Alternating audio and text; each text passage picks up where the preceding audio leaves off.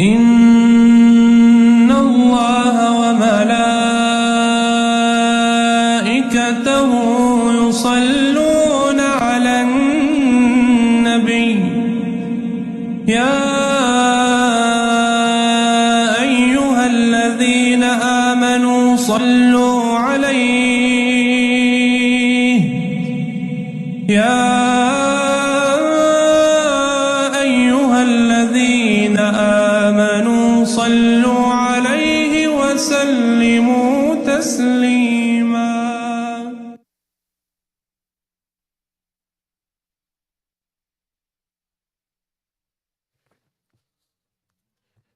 Brothers, Assalamu alaikum wa rahmatullahi wa barakatuhu. I'd like to welcome you all in our program here for the eve of the 15th of Ramadan. Our schedule is as follows. We will continue shortly here with the Dua Iftitah. And today we'll do this Dua Iftitah in English before Iftar and in Arabic after Iftar, inshallah. And then there'll be a short reflection on the theme of Iftar focus series that we've been continuing throughout the month. Then inshallah we'll break for Salatul Maghrebain and Iftar, and we'll resume here for Dua Iftitah at 7:55. 8:35. So Iftar will be 7:55, Dua will be 8:35, and then there'll be a presentation by Brother Amjad on the new energy at 9 o'clock, inshallah. So sister, brothers, here's my request to you. If you want to have a conversation with anybody, then I invite you, all of you, who wants to have a conversation, to go into other parts of the center. But here in this room, let us actually pay attention to the dua. Let us be considerate to everybody around us, not disturbing them, inshallah. Okay, thank you very much. Sallu ala nabi. Dua Iftitah. Bismillahir Rahmanir Rahim. I begin in the name of Allah, the most gracious, the most merciful.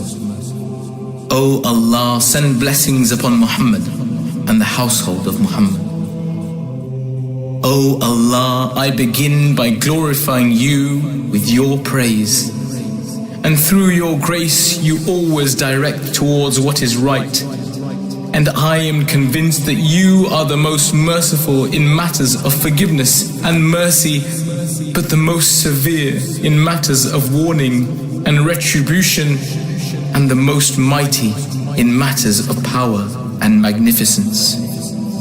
O Allah, you have allowed me to pray to you and to ask from you, so hear my words of praise, O all-hearing, and respond to my call, O most merciful, and overlook my mistakes, O most forgiving. How many, O my Lord, of my troubles have you relieved? And how many sorrows have you dispelled? And how many mistakes have you prevented? And how many blessings have you spread? And how many difficult situations have you resolved? All praise belongs to Allah, who has not taken a wife nor a son, and who has no partner in his kingdom, and who has no friend to protect him from humiliation, so magnify him with a great magnificence. All praise belongs to Allah for all of his praiseworthy actions, and for all of his favors and blessings. All praise belongs to Allah, who has no opposition in his kingdom, nor any challenger to his commands. All praise belongs to Allah, who has no partner in his creation, nor anyone like him in his greatness. All praise belongs to Allah, whose commands and praise are spread throughout creation, whose glory is manifested through his generosity, whose blessings stretch out liberally, whose treasures never diminish, rather his frequent giving only increases his generosity and kindness. Surely he is the mighty, the provider. O Allah, I ask you for a little from much, although I am in great need of it, while you are eternally needless of it. And though it is a lot for me, for you it is easy and simple. O Allah, your pardoning of my sins, and your overlooking my mistakes, and your forgiveness of my oppression, and your hiding of my ugly deeds, and your forbearance of my many wrongdoings, performed intentionally or unintentionally, tempted me to ask from you what I did not deserve from you, but which you still gave me out of your mercy, provided for me through your power, and made known to me from your answers. So I became accustomed to call you trustingly and to ask you familiarly, neither afraid nor fearful, but with confidence in you for what I have asked from you. Then, if there was a delay in your answer, I would blame you out of my ignorance, while perhaps the delay was best for me, for you know the outcome of all affairs. I have not seen a generous master more patient with a wretched slave than you are with me, my Lord. You call me, and I turn away from you. You show affection to me, and I show hatred towards you. You display your love for me, and I do not respond as though I am above you. Yet all of this does not prevent you from having mercy on me and being good to me and favoring me through your generosity and nobility. So please continue to have mercy on your ignorant slave and be kind to him through the excellence of your grace. Surely you are the bountiful, the generous. All praise belongs to Allah, the owner of the kingdom, who makes the ship sail, who controls the wind, who causes the dawn to break, who is the authority on the day of judgment and the Lord of the worlds. All praise belongs to Allah for His patience despite His knowledge. All praise belongs to Allah for His forgiveness despite His power. All praise belongs to Allah for the lengthy respite He gives despite His anger, even though He has the power to do as He wills. All praise belongs to Allah, the creator of all creation, the provider of plentiful sustenance, who causes the dawn to break, who is the owner of glory and honor and excellence and blessings, who is far and thus cannot be seen, but is close and thus witnesses secret conversations. Blessed and exalted is He. All praise belongs to Allah, who has no equal to quarrel with Him, nor anyone similar to Him, nor any helper to support Him. He overpowers the mighty through His strength, and the great humble themselves before His tremendousness, so through His power He fulfills that which He wills. All praise belongs to Allah, who answers me when I call Him, and who covers all of my faults whilst I disobey Him, and who increases His blessings upon me, but I do not acknowledge them. How many pleasant gifts has He given me! How many great fears has He removed from me! How many joyous moments has He allowed me to experience! Thus I glorify Him, thanking Him, and I remember Him with praise.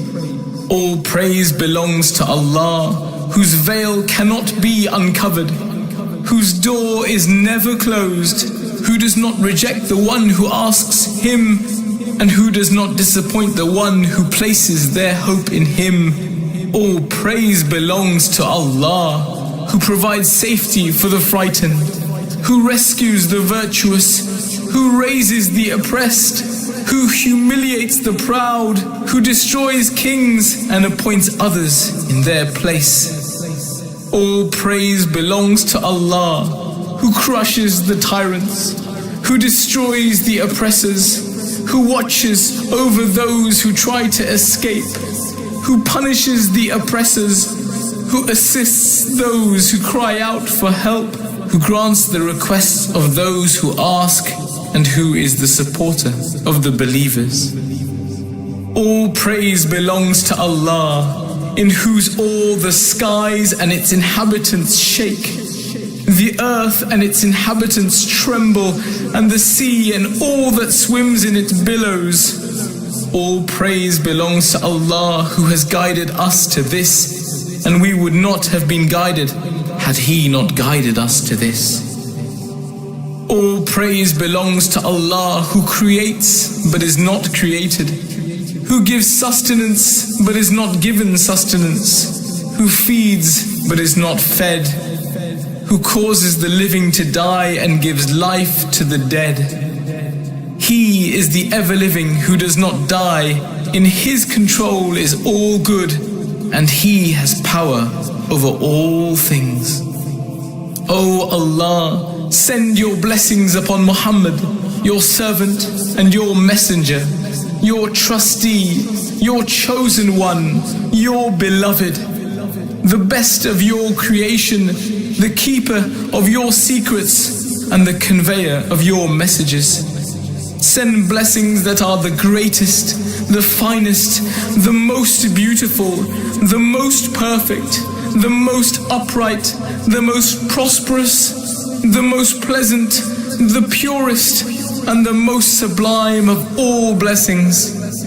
Send blessings upon him that are greater than any of the blessings, or mercy, or affection, or salutations that you have ever sent towards any of your servants, or prophets, or messengers, or chosen ones, or the people of honor from your creation. O Allah, and send your blessings upon Ali, the commander of the faithful, and the successor of the messenger of the Lord of the worlds, your servant, your representative, the brother of your messenger, your proof over creation, your greatest sign, and the great news. And send your blessings upon the truthful, pure lady, Fatima, the radiant, the leader of the women of the worlds. And send your blessings upon the two grandsons of the mercy of the worlds, the leaders of guidance, Al-Hassan and Al-Hussein, the masters of the youths of paradise. And send your blessings upon the leaders of the Muslims, Ali, the son of Hussein, Muhammad, the son of Ali, Ja'far, the son of Muhammad, Musa, the son of Ja'far, Ali, the son of Musa, Muhammad, the son of Ali, Ali, the son of Muhammad, Hassan, the son of Ali, and the successor, the guide and the rightly guided, your proofs over your servants, your trustees on your lands. Bless them with abundant and continuous blessings. O Allah, and send blessings upon the guardian of your commandment, the one who will rise, the one who is hoped for, the awaited justice. Surround him with your closest angels and assist him with the Holy Spirit, O Lord of the worlds. O Allah, appoint him to call towards your book and to establish your religion, and make him the successor on the earth, just as you caused others to succeed before him. Establish for him his religion, which you have approved for him. Grant him safety in exchange for his fear, so that he worships you, not associating any partner with you. O Allah, grant him power, and through him strengthen others. Help him and help others through him, and help him with a mighty help. Grant him an easy victory, and ordain for him from yourself a controlling authority. O Allah, manifest through him your religion and the way of your Prophet, such that he is not obliged to hide any truth from any human being. O Allah, we earnestly desire from you an honored state through which you strengthen Islam and its followers, and degrade hypocrisy and its followers, and make us in it among those who invite towards your obedience, and the leaders towards your path, such that through it you grant us the honor of this world and the hereafter. O Allah, of what you have made known to us of the truth, help us to bear it, and in what we fall short, make us reach it. O Allah, through Him put order in our affairs. Through Him gather and unite us. Through Him mend the divisions that have separated us. Through Him increase our small number. Through Him lift us from our humiliation. Through Him relieve our miseries. Through Him repay our debts. Through Him remove our poverty. Through Him fill the gaps in our confusion. Through Him ease our difficulties. Through Him brighten our faces. Through Him free our prisoners. Through Him make our efforts successful. Through Him fulfill our promises. Through Him answer our prayers. Through Him grant us our requests. Through Him allow us to obtain what we hope for from this world and the hereafter. And through Him give us more than our expectations. O the best of all those who are asked, and the most generous of all those who give, through Him cleanse our chests. Through Him remove anger from our hearts, and through Him guide us to the truth in disputed matters by your permission. For surely you guide whomever you wish to the right path. Through Him help us to overcome your enemy and our enemy. O Lord of truth, hear our prayers. O Allah, we complain to you about the loss of our Prophet. Blessings be upon him and his family, the concealment of our leader, the abundance of our enemies, the scarcity of our numbers, the severity of our trials, and the victory of the era against us. So bless Muhammad and his family, and help us to overcome these by granting us an immediate victory, and by relieving our difficulties, and by giving us help that you reinforce, and by providing a truthful authority that you make victorious, and through mercy with which you cover us, and through good health with which you clothe us. By your mercy, O most merciful of all those who have mercy.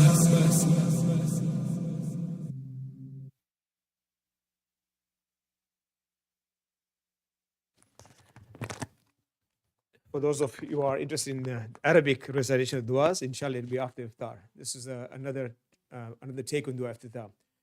In the beginning of the month, we started this series of how can we have these devices be used to our help rather than actually getting addicted to it, to our things. We continue this series. Brother Riaz cannot be here today.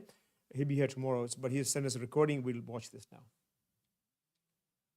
Assalamu alaikum everyone, and good evening. Thank you for continuing to direct your attention towards this Focus Iftar series that we've been running over the course of Ramadan, particularly talking about things such as the relationships that we develop with technology and how sometimes that relationship can end up hurting us or harming us in ways that we do not anticipate. My name is Riaz Wazir. I am the founder of Scroll by Choice, and our company's mission is to help you reclaim control over your screen time. I want to start today's discussion with this powerful ad campaign that ran in 2021, and this was based out of Mexico. Some of you may have seen these ads on social media previously, and for others, this might be the first time that you're witnessing them. This ad campaign represents the world as seen from our children's eyes. Instead of seeing their parents directly, today, unfortunately, many children see their parents through the veil of technology, whether it's through the apps or the devices. It's not very uncommon for all of us to at some point have been distracted either by email or by a text or by a notification when we are spending time with those that we love the most. Now, this begs the question, which is, do the parents of this generation somehow somehow love their children a little less than maybe the parents of previous generations?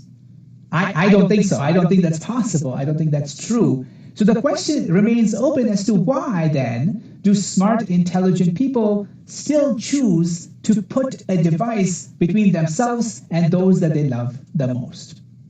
And to answer that question, I'm going to refresh your memory on a topic that we covered very recently, which is when we brought the internet into our pockets. You guys might remember Steve Jobs standing up and saying, hey, look, the world's internet is now on one device. So when we brought the internet into our pockets, what we also brought along with that is the world's best salespeople into our pockets. These are the world's most patient salespeople with the most intelligent product designers ever.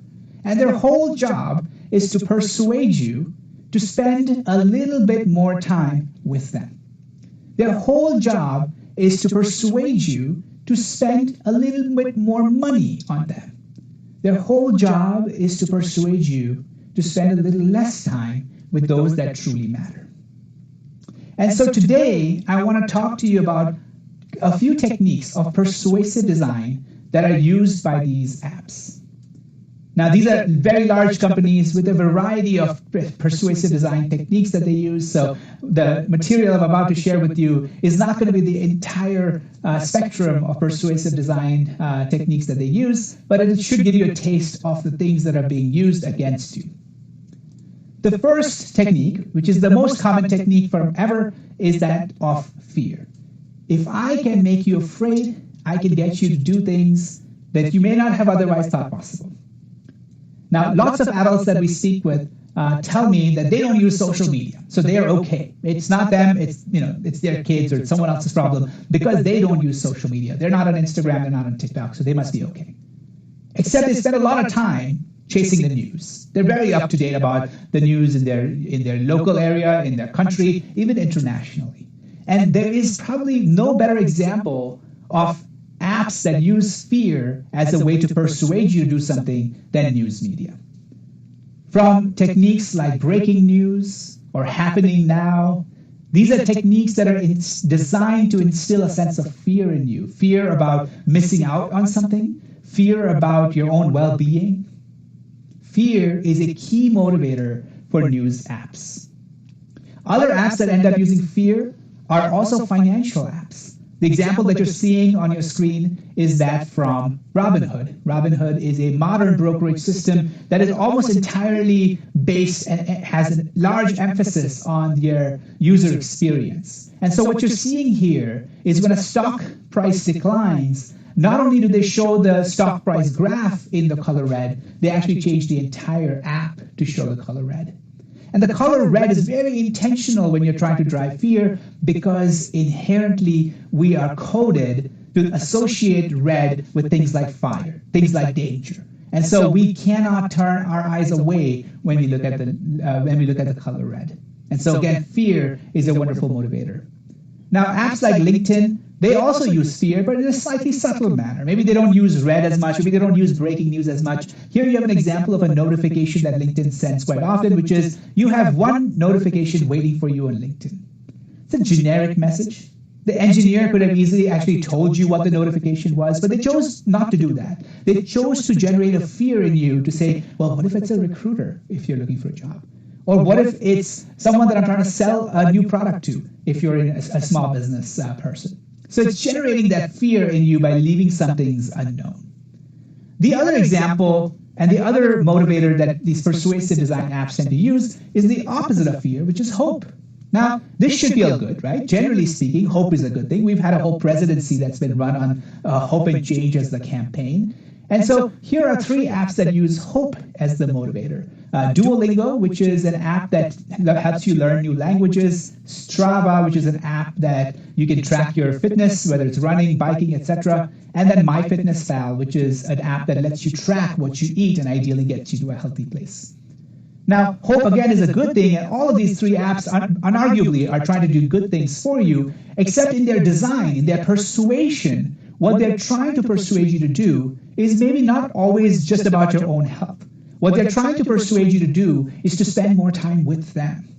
So Duolingo, for instance, uses things like streaks. Streaks are things that you earn. If you do the same thing every day, you get a check mark every day. And if you do that for a long period of time, that's considered pretty awesome. And if you miss a couple of days, you lose all the progress for the last several days. So lots and lots of people tell me that they simply log into Duolingo, not necessarily to learn the Spanish or the French, but just to make sure their streak is maintained.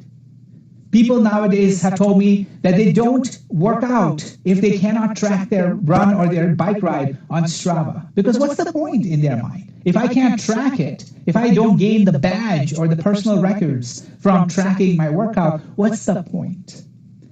Entirely missing the point that, in fact, the whole idea was to gain fitness, not necessarily to gain the points. However, there's such a connection that using hope generates, and the techniques that these apps are using to persuade you is that it's hard to think about, are they persuading you towards a better goal, or are they persuading you towards spending more time with them? So again, in the time that I have, I just only wanted to give you a quick flavor of the types of techniques that people are using. And this Ramadan, there are two things that I would encourage you to try. First, try to get the reds out of your phone and your devices. I encourage people to try grayscale, which is black and white on your phone. If you can't be tripped up by the color red, lots and lots of people tell me that they end up using their phones less. So try the grayscale. And the second suggestion I might have for you is that if you do work out this Ramadan, try to work out without the app where you track it or a wearable that tells you how well you did. Yes, you won't have the statistics about the run that you had, but you still will get the benefit of the actual workout. Thank you, everyone. I hope to see you tomorrow as we look at social media and how they use persuasive design. Thank you, Brother Riaz. I really appreciate his efforts. He's always on time, and he gets a lot of information across. I hope it's useful. We'll continue here with it. It's our time for Maghrib now. إن الله وملائكته يصلون على النبي يا أيها الذين آمنوا صلوا عليه وسلموا تسليما سبحان الله والحمد لله ولا إله إلا الله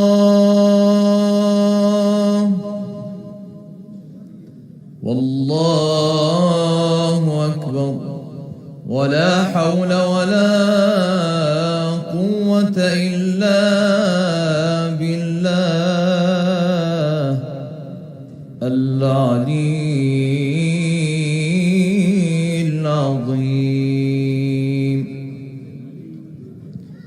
الله أكبر الله أكبر الله أكبر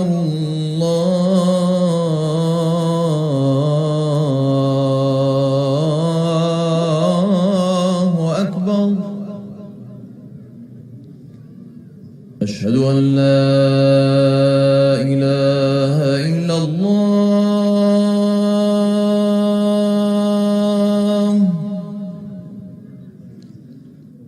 أشهد أن لا إله إلا الله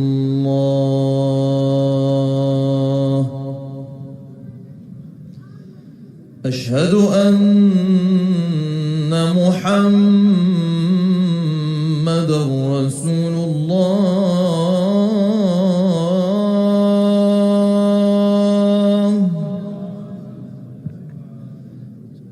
أشهد أن محمدًا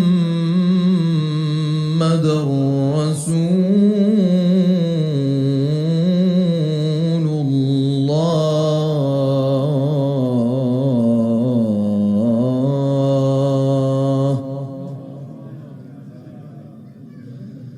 أشهد أن عليا ولي الله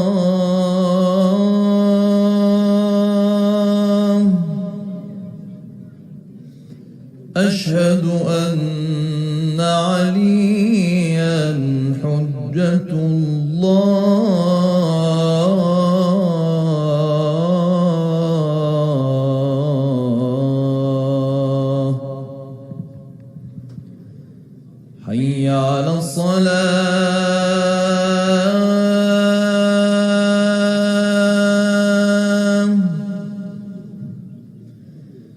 حي على الصلاة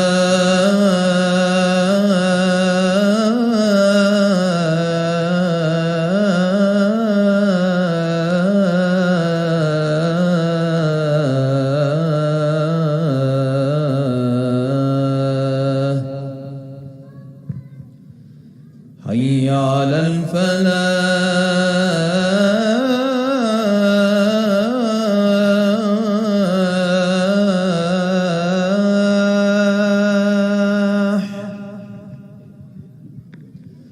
حي على الفلاح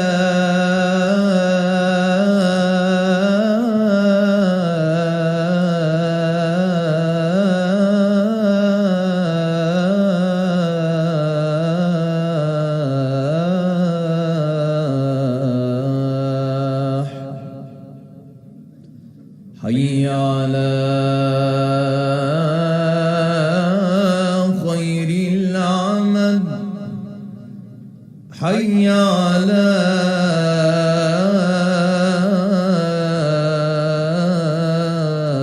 خير العمل الله أكبر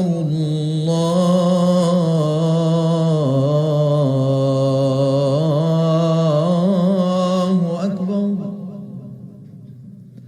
لا إله إلا الله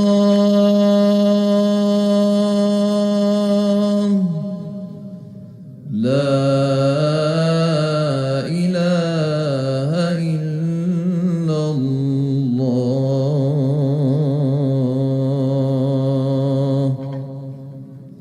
وصلى الله على سيدنا محمد وآله وسلم اللهم صل على محمد وآل محمد. Brothers and sisters, Assalamu alaikum wa rahmatullahi wa barakatuhu. It's so nice to see all of you. Ramadan Mubarak. I just ask brothers, please, can you please move forward so they can create more room? There's plenty of room in the first row here. Move forward. I mean, you guys move forward, please. Thank you. And just a quick reminder, if you have young children, please be with them. We don't want them to be running around them by themselves, be unsafe. One of the feedbacks given to me, but brother, we don't like Brother Jawad making these announcements, right? So I request any one of you guys to help me get this organized. Okay, I don't need to make the announcements, brothers. You know, I'd rather be not making these announcements. But just a reminder protocol: if you have any child who is under 13, they have to be always with you, or in a program, right? There's nobody supervising them. So we want to be, for the safety of a child and the safety of other children, we want them to be always with the adult, with the parent, or with the father or the mother, or be with you. We're going to pray, inshallah, Maghrebain and Isha, and we'll go break for iftar, and we will reconvene here for dua iftitah, and I'll update you as we go along, inshallah. So if you have a young child, if they cannot pray with us here, please be with them in the middle room or in the south room. Thank you. أعوذ بالله من الشيطان الرجيم بسم الله الرحمن الرحيم الله أكبر الله أكبر أشهد أن لا إله إلا الله أشهد أن لا إله إلا الله أشهد أن محمد رسول الله أشهد أن محمد رسول الله أشهد أن عليا ولي الله أشهد أن عليا حجة الله حي على الصلاة حي على الصلاة حي على الفلاح حي على الفلاح حي على خير العمل حي على خير العمل قد قامت الصلاة قد قامت الصلاة الله أكبر لا إله إلا الله. Just make sure your lines are straight to the left and to the right, and fill in any gaps in the middle, please. إن الصلاة ونسكي ومحياي ومماتي لله رب العالمين أستغفر الله ربي وأتوب إليه. الله أكبر. بسم الله الرحمن الرحيم الحمد لله رب العالمين الرحمن الرحيم مالك يوم الدين إياك نعبد وإياك نستعين اهدنا الصراط المستقيم صراط الذين أنعمت عليهم غير المغضوب عليهم ولا الضالين.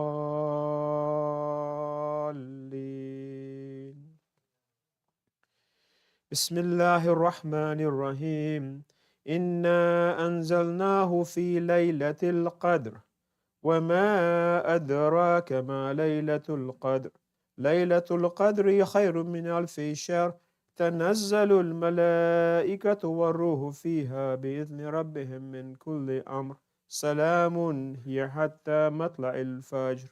الله أكبر. سبحان الله سبحان الله سبحان الله سبحان ربي العظيم. سمع الله لمن حمده. الله أكبر. سبحان الله سبحان الله سبحان الله سبحان ربي الأعلى وبحمده. الله أكبر. أستغفر الله ربي وأتوب إليه. الله أكبر. سبحان الله سبحان الله سبحان الله سبحان ربي الأعلى وبحمده. الله أكبر. بحول الله وقوته أقوم وأقعد. بسم الله الرحمن الرحيم.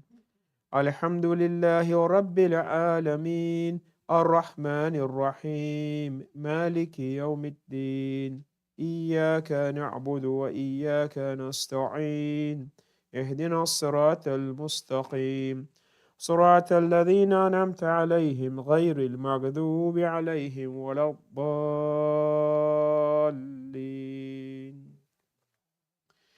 بسم الله الرحمن الرحيم.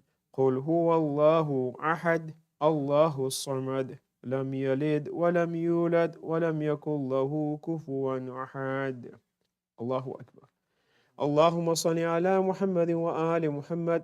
ربنا اغفر لي ولوالدي وللمؤمنين يوم يقوم الحساب رب ارحمهما كما ربياني صغيرا. ربي صل على محمد وآل محمد. الله أكبر. سبحان الله سبحان الله سبحان الله سبحان ربي العظيم وبحمده. سمع الله لمن حمده. الله أكبر. سبحان الله سبحان الله سبحان الله سبحان ربي الأعلى وبحمده. الله أكبر. استغفر الله ربي وأتوب إليه. الله أكبر. سبحان الله سبحان الله سبحان الله سبحان ربي الأعلى وبحمده. الله أكبر. الحمد لله. أشهد أن لا إله إلا الله وحده لا شريك له وأشهد أن محمدا عبده ورسوله. اللهم صل على محمد وآل محمد. بحول الله وقوته.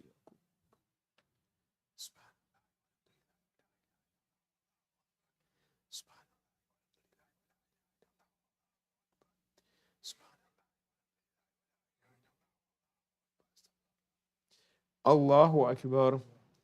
سبحان الله سبحان الله سبحان الله سبحان ربي العظيم وبحمد. ربي صل على محمد وآل محمد. سمع الله لمن حمده. الله أكبر. سبحان الله سبحان الله سبحان الله سبحان ربي الأعلى وبحمده. الله أكبر. أستغفر الله ربي وأتوب إليه. الله أكبر. سبحان الله سبحان الله سبحان الله سبحان ربي الأعلى وبحمده. ربي صل على محمد وآل محمد. يا ولي العافية نسألك العافية عافية الدنيا والآخرة. الله أكبر. بسم الله وبالله الحمد لله. أشهد أن لا إله إلا الله وحده لا شريك له وأشهد أن محمدا عبده ورسوله. اللهم صل على محمد وآل محمد. السلام عليك أيها النبي ورحمة الله وبركاته. السلام علينا وعلى عباد الله الصالحين. السلام عليكم ورحمة الله وبركاته. الله أكبر. الله أكبر. الله أكبر. السلام عليكم. السلام عليكم. إن الله وملائكته يصلون على النبي يا أيها الذين آمنوا صلوا عليه وسلموا تسليما. اللهم صل على محمد وآل محمد. اللهم صل على محمد وآل محمد. اللهم صل على محمد وآل محمد. بسم الله الرحمن الرحيم. استغفر الله الذي لا إله إلا هو الحي القيوم الرحمن الرحيم ذو الجلال والإكرام وأتوب إليه. أستغفر الله الذي لا إله إلا هو الحي القيوم الرحمن الرحيم ذو الجلال والإكرام وأتوب إليه. أستغفر الله الذي لا إله إلا هو الحي القيوم الرحمن الرحيم ذو الجلال والإكرام وأتوب إليه. بسم الله الرحمن الرحيم. اللهم صل على محمد وآل محمد. يا علي يا عظيم يا غفور يا رحيم، أنت الرب العظيم الذي ليس كمثله شيء وهو السميع البصير. وهذا شهر نظمته وكرمته وشرفته وفضلته على الشهور، وهو الشهر الذي فرضت صيامه عليه، وهو شهر رمضان الذي أنزلت فيه القرآن هدى للناس وبينات من الهدى والفرقان، وجعلت في ليلة القدر وجعلتها خيرا من 1000 شهر. فيا ذا المن ولا يمن عليك، من عليك وعلي بفكاك رقبتي من النار في من تمن عليك، وادخل الجنة برحمتك يا أرحم الراحمين. اللهم صل على محمد وآل محمد. So brothers and sisters, we'll continue here with Isha prayer and then we'll break for iftar inshallah, and then around I don't know the exact time, but within about 45-50 minutes after the break, we'll convene here for dua iftida inshallah. Again, reminder, if you have young children under 13, they have to stay with you. There's nobody supervising them. And I can see some kids already by themselves. I request whoever the parent or mother is, or father, please be with them. You can take them into the south room and pray with them. Okay, please. Thank you. أعوذ بالله من الشيطان الرجيم. بسم الله الرحمن الرحيم. الله أكبر الله أكبر. أشهد أن لا إله إلا الله. أشهد أن لا إله إلا الله. أشهد أن محمد رسول الله. أشهد أن محمد رسول الله. أشهد أن عليا ولي الله. أشهد أن عليا حجة الله. حي على الصلاة حي على الصلاة حي على الفلاح حي على الفلاح حي على خير الأمل حي على خير الأمل. قد قامت الصلاة قد قامت الصلاة. الله أكبر الله أكبر. لا إله إلا الله. إن الصلاة ونسكي ومحياي ومماتي لله رب العالمين. أستغفر الله ربي وأتوب إليه. الله أكبر. بسم الله الرحمن الرحيم. الحمد لله رب العالمين الرحمن الرحيم مالك يوم الدين إياك نعبد وإياك نستعين اهدنا الصراط المستقيم صراط الذين أنعمت عليهم غير المغضوب عليهم ولا الضالين.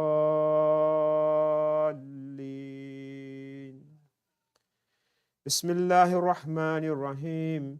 إنا أعطيناك الكوثر فصل لربك وانحر إن شانئك هو الأبتر. الله أكبر. سبحان الله سبحان الله سبحان الله سبحان ربي العظيم. سمع الله لمن حمده. الله أكبر. سبحان الله سبحان الله سبحان الله سبحان ربي الأعلى وبحمده. الله أكبر. أستغفر الله ربي وأتوب إليه. الله أكبر. سبحان الله سبحان الله سبحان الله سبحان ربي الأعلى وبحمده. الله أكبر. بحول الله وقوته يقوم ويقعد. بسم الله الرحمن الرحيم. الحمد لله رب العالمين الرحمن الرحيم مالك يوم الدين إياك نعبد وإياك نستعين اهدنا الصراط المستقيم صراط الذين أنعمت عليهم غير المغضوب عليهم ولا الضالين. بسم الله الرحمن الرحيم. قل هو الله أحد الله الصمد لم يلد ولم يولد ولم يكن له كفوا أحد. الله أكبر. اللهم صل على محمد وآل محمد. ربنا اغفر لي ولوالدي وللمؤمنين يوم يقوم الحساب رب ارحمهما كما ربياني صغيرا. اللهم اغفر لنا وارحمنا وعافنا واعف عنا في الدنيا والآخرة إنك على كل شيء قدير. ربي صل على محمد وآل محمد. الله أكبر. سبحان الله سبحان الله سبحان ربي العظيم. سمع الله لمن حمده. الله أكبر.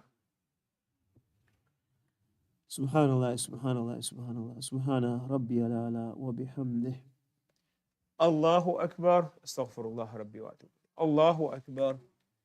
سبحان الله سبحان الله سبحان الله سبحان ربي الأعلى وبحمده. الله أكبر. الحمد لله. أشهد أن لا إله إلا الله وحده لا شريك له وأشهد أن محمدا عبده ورسوله. اللهم صل على محمد وآل محمد بحول الله.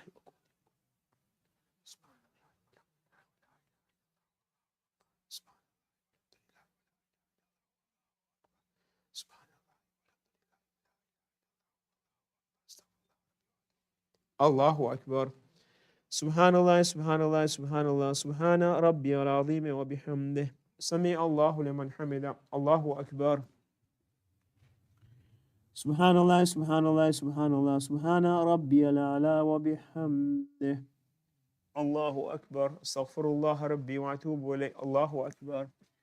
سبحان الله سبحان الله سبحان الله سبحان ربي الأعلى وبحمده. الله أكبر. بحول الله وقوته يقوم ويقعد.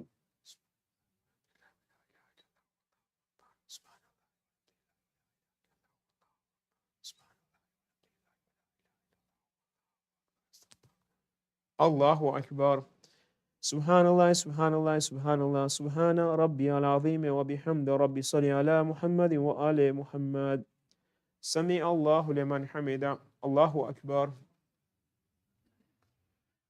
سبحان الله سبحان الله سبحان الله سبحان ربي الأعلى وبحمده. الله أكبر. استغفر الله ربي وأتوب إليه. الله أكبر. سبحان الله سبحان الله سبحان الله سبحان ربي الأعلى وبحمده. ربي صل على محمد وآل محمد. يا ولي العافية نسألك العافية عافية الدنيا والآخرة. الله أكبر. بسم الله وبالله الحمد لله. أشهد أن لا إله إلا الله وحده لا شريك له وأشهد أن محمدا عبده ورسوله. اللهم صل على محمد وآل محمد. السلام عليك أيها النبي ورحمة الله وبركاته. السلام علينا وعلى عباد الله الصالحين. السلام عليكم ورحمة الله وبركاته. الله أكبر. الله أكبر. الله أكبر. السلام عليكم. السلام. إن الله وملائكته يصلون على النبي يا أيها الذين آمنوا صلوا عليه وسلموا تسليما. اللهم صل على محمد وآل محمد. اللهم صل على محمد وآل محمد. اللهم صل على محمد وآل محمد. Sisters, brothers, if I can request everybody to please remain seated until we finish our duas here, and then everybody will be leaving, inshallah. Even the volunteers, please remain seated until we finish our proceedings here, okay? بسم الله الرحمن الرحيم أستغفر الله الذي لا إله إلا هو الحي القيوم الرحمن الرحيم ذو الجلال والإكرام وأتوب إليه. أستغفر الله الذي لا إله إلا هو الحي القيوم الرحمن الرحيم ذو الجلال والإكرام وأتوب إليه. أستغفر الله الذي لا إله إلا هو الحي القيوم الرحمن الرحيم ذو الجلال والإكرام وأتوب إليه. بسم الله الرحمن الرحيم. اللهم صل على محمد وآل محمد. اللهم أدخل على أهل القبور السرور. اللهم أغني كل فقير. اللهم أشبع كل جائع. اللهم اكسو كل عريان.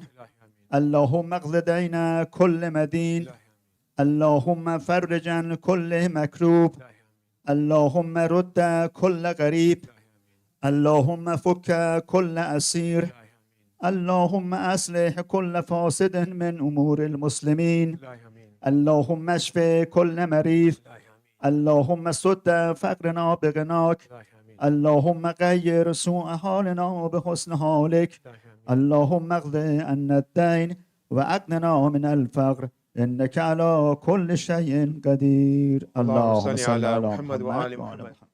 Sisters and brothers, let us remember all those people who are in difficult situations around the world, those who have suffered natural calamities, those who are in conflict zones, and especially those who are in hospitals. You know, our sister Anisa is in hospital at a very critical stage. She's in a very difficult part right now. Brother Kareem is at home recovering from pneumonia. Brother Hayatullah is also recovering from surgery.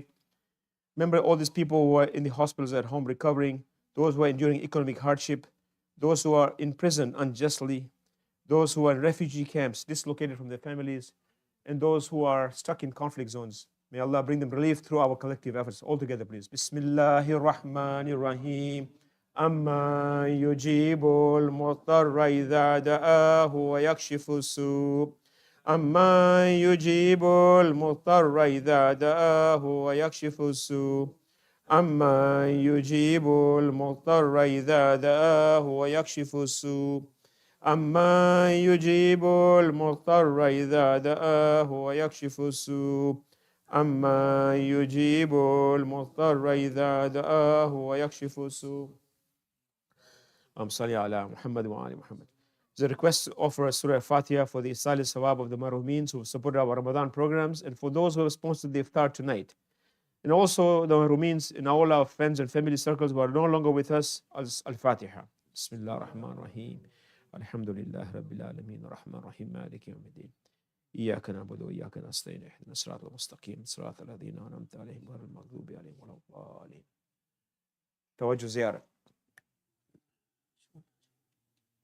السلام عليك يا رسول الله، السلام عليك يا أمير المؤمنين سيد الوصيين، السلام عليك يا فاطمة الزهراء سيدتي نساء العالمين، السلام عليك يا حسن المجتبى، السلام عليك يا أبا عبد الله، وعلى الأرواح التي حلت بفنائك عليكم مني جميعا سلام الله أبدا ما بقيت وبقي الليل والنهار، ولا جعله الله آخر الأحد مني لزيارتكم. السلام على الحسين وعلى علي بن الحسين وعلى أولاد الحسين وعلى أصحاب الحسين. السلام عليك وعلى 9 المعصومين من ذرية الحسين، علي بن الحسين ومحمد بن علي وجعفر بن محمد وموسى بن جعفر وعلي بن موسى ومحمد بن علي وعلي بن محمد والحسن بن علي. السلام عليك يا مولانا يا صاحب العصر والزمان، الأمان الأمان الأمان من فتنة الزمان. السلام عليك يا شريك القرآن، السلام عليك يا كعبة الإيمان، السلام عليك يا إمامي وإمام الإنس والجان. عجل الله تعالى فرجك وسهل الله مخرجك وظهورك ورحمة الله وبركاته. بسم الله الرحمن الرحيم.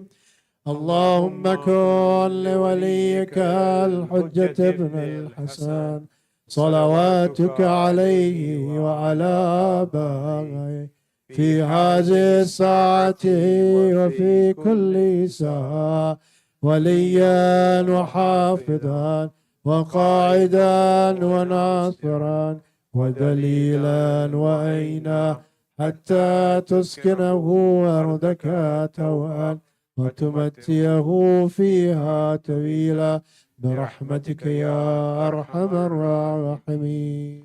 اللهم صل على محمد وعلى. Brothers and sisters, we're right on time here. We break for iftar. Inshallah, we'll convene here at 8:35 for dua iftar in Arabic, inshallah. 8:35. About 40 minutes from now. And brothers and sisters, when you get a chance, please take a look at the screen here. We in need of your donations. You can use your bank app to send Zelle money to help us cover our expenses, inshallah.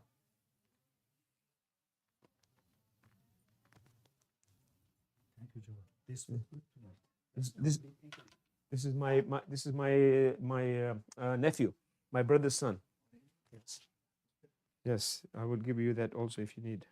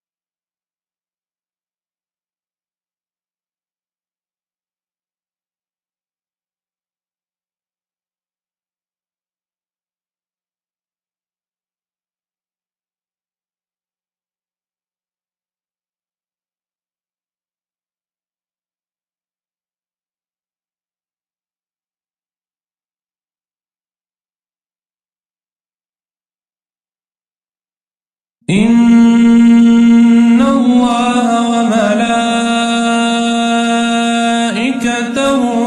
يصلون على النبي يا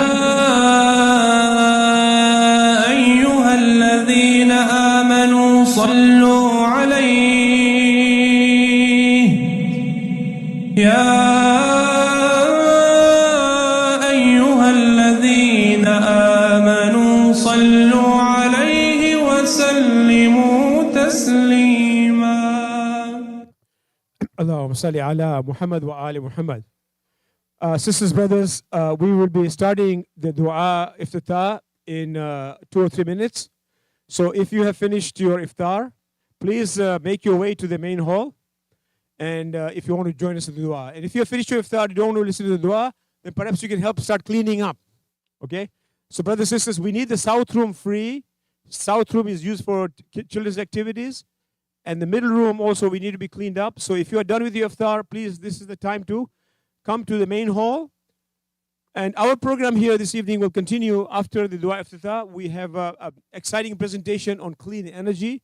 Brother Amjad Shakarji will be telling us about how the industry is re-engineering our electricity supplies to have clean energy. So I'm looking forward to this presentation. It should be a very good educational presentation for everybody. And the presentation will start at 9 o'clock. So in a couple of minutes here, we will start the dua iftitah. And after dua iftitah, immediately after that, we'll have a presentation on clean energy. Sallu ala Nabi.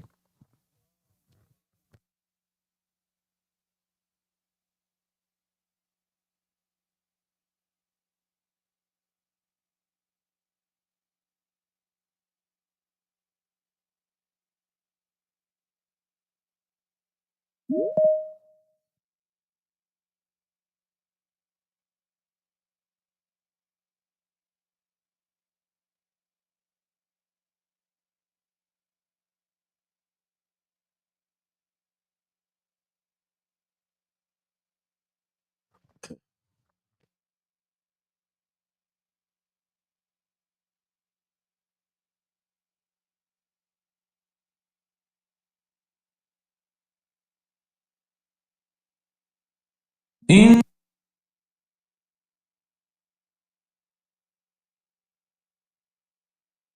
إن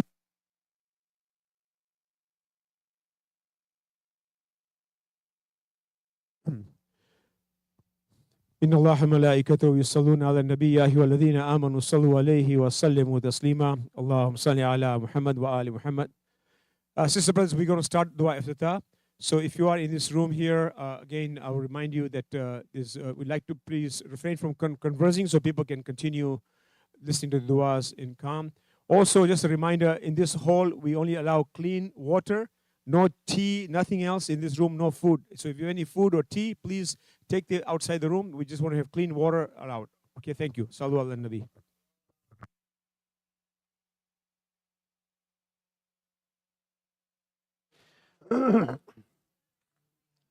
أعوذ بالله من الشيطان اللعين الرجيم بسم الله الرحمن الرحيم اللهم صل على محمد وآل محمد. اللهم رب شهر رمضان الذي أنزلت فيه القرآن وافترضت على عبادك فيه الصيام، صل على محمد وآل محمد. وارزقني حج بيتك الحرام في عامي هذا وفي كل عام، واغفر لي تلك الذنوب العظام فإنه لا يغفرها غيرك يا رحمن يا علام. اللهم صل على محمد وآله. بسم الله الرحمن الرحيم. اللهم صل على محمد وآل محمد. اللهم إني أفتتح الثناء بحمدك، وأنت مسدد للصواب بمنك، وأيقنت أنك أنت أرحم الراحمين في موضع العفو والرحمة، وأشد المعاقبين في موضع النكال والنقمة، وأعظم المتجبرين في موضع الكبرياء والعظمة. اللهم أعظمت لي في دعائك ومسألتك، فاسمع يا سميع مدحتي، وأجب يا رحيم دعوتي، وأقل يا غفور أثرتي.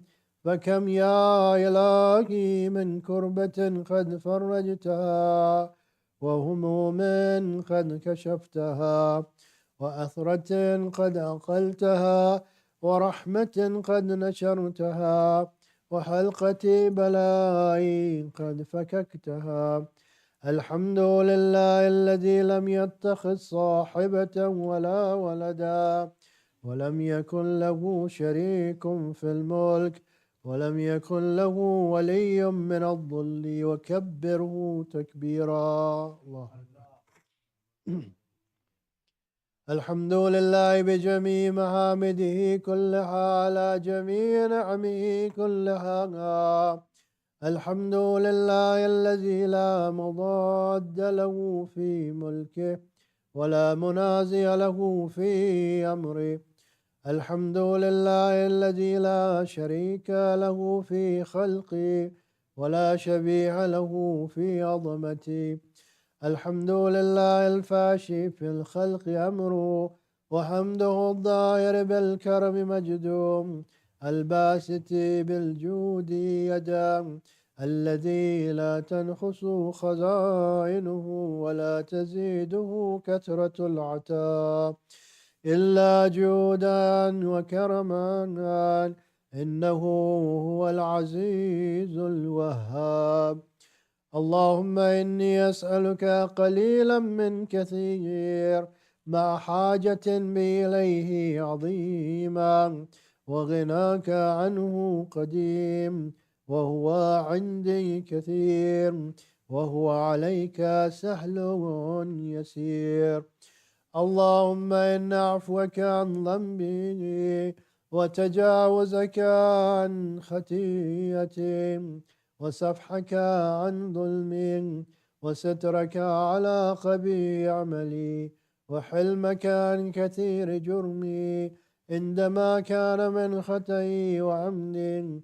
أتمعني في أن أسألك ما لا أستوجبه منك، الذي رزقتني من رحمتك، وعريتني من قدرتك، وعرفتني من إجابتك، وصرت أدعوك آمنا، وأسألك مستأنسا لا خائفا ولا وجلا، مذلا عليك فيما قصدت فيه إليك.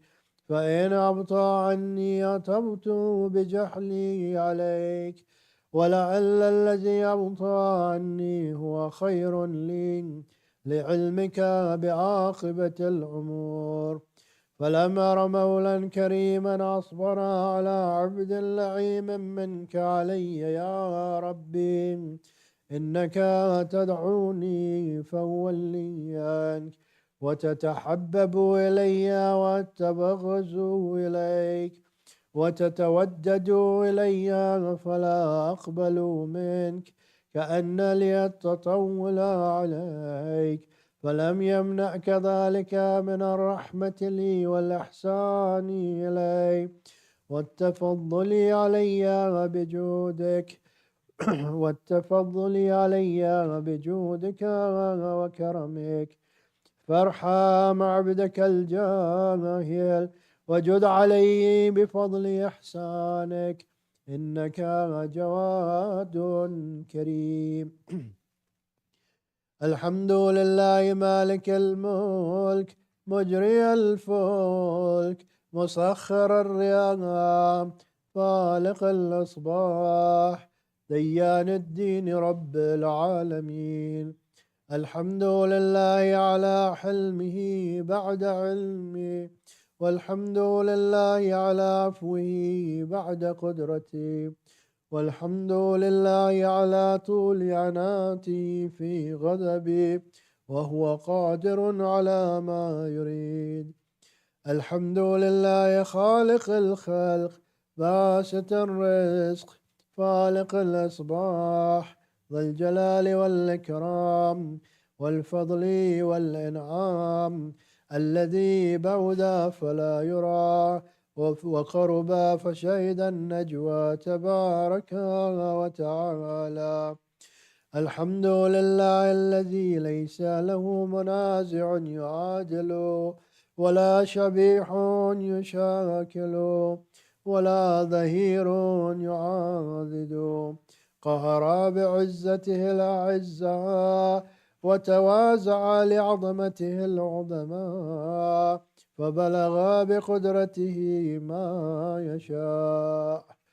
الحمد لله الذي يجيبني حين أنادي ويستر علي كل عورة وأنا آسي ويعظم النعمة علي فلا أجازي، فكم من موهبة هنية قد أعطاني وعظيمة مخوفة قد كفاني وبهجة مونقة قد أراني، فأطني عليه حامدا وأذكره مسبحا. الحمد لله الذي لا يهتك حجابه ولا يغلق بابه ولا يرد سائل ولا يخيب عامل. الحمد لله الذي يؤمن الخائفين وينجي الصالحين ويرفع المستضعفين ويدع المستكبرين ويهلك ملوكا ويستخلف آخرين. والحمد لله قاسم الجبارين مبير الظالمين مدرك الهاربين نكال الظالمين صريخ المستصرخين موضع حاجات الطالبين معتمد المؤمنين. الحمد لله الذي من خشيته ترعد السماء وسكانها وترجف الأرض وعمارها وتموج البحار ومن يسبح في غمراتها. الحمد لله الذي هدانا لهذا وما كنا لنهتدي لولا أن هدانا الله. الحمد لله الذي يخلق ولم يخلق ويرزق ولا يرزق ويطعم ولا يطعم ويميت الأحياء ويحيي الموتى وهو حي لا يموت بيده الخير وهو على كل شيء قدير. اللهم صل على محمد عبدك ورسولك وأمينك وصفيك وحبيبك وخيرتك من خلقك وحافظ سرك ومبلغ رسالاتك أفضل وأحسن وأجمل وأكمل وأزكى وأنمى وأتمى وأتيب وأتحرى وأسنى وأكثر ما صليت وباركت وترحمت وتحننت وسلمت على أحد من عبادك وأنبيائك ورسلك وصفوتك وأحلى الكرامة عليك من خلقك. اللهم وصل على علي أمير المؤمنين ووصي رسول رب العالمين، عبدك ووليك وأخي رسولك وحجتك على خلقك وآيتك الكبرى والنبأ العظيم. وصل على الصديقة الطاهرة فاطمة الزهراء سيدتي نساء العالمين. وصل على سبت الرحمة وإمام الهدى الحسن والحسين سيداي شباب أهل الجنة. وصل على أئمة المسلمين علي بن الحسين ومحمد بن علي وجعفر بن محمد وموسى بن جعفر وعلي بن موسى ومحمد بن علي وعلي بن محمد والحسن بن علي والخلف الهادي المهدي حججك على عبادك وأنبياء وملائكة في بلادك صلاة كثيرة دائمة. اللهم صل على ولي أمرك القائم المعمل والعدل المنتظر وحفه بملائكتك المقربين وأيده بروح القدس يا رب العالمين.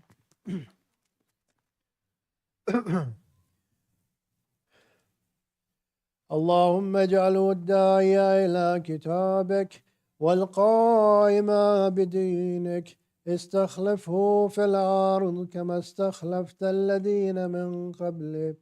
مكن له دينه الذي ارتزيته له، أبدله من بعد خوفه أمنا، يعبدك لا يشرك بك شيئا.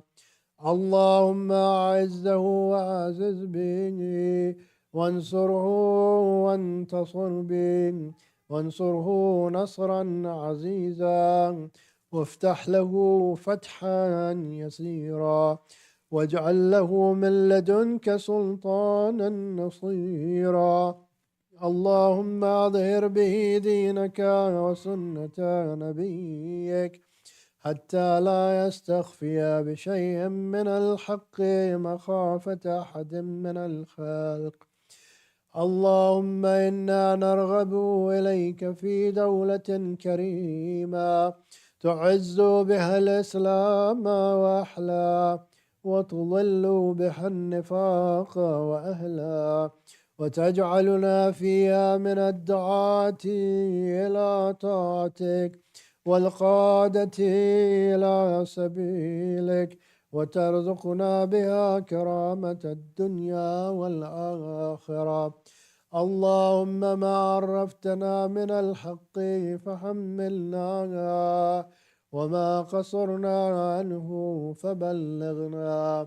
اللهم المن به شعطنا، واشعب به صدعنا، وارتق به فتقنا، وكثر به قلتنا، وأعزز به ظلتنا، وأغني به عائلنا، واقضي به عن مغرمنا، واجبر به فقرنا، وسد به خلتنا، ويسر به يسرنا، وبيز به وجوهنا، وفك به أسرنا، وأنجع به طلبتنا، وأنجز به مواعيدنا، واستجب به دعوتنا، وأعطنا به سؤلنا، وبلغنا به من الدنيا والآخرة آمالنا، وأعطنا به فوق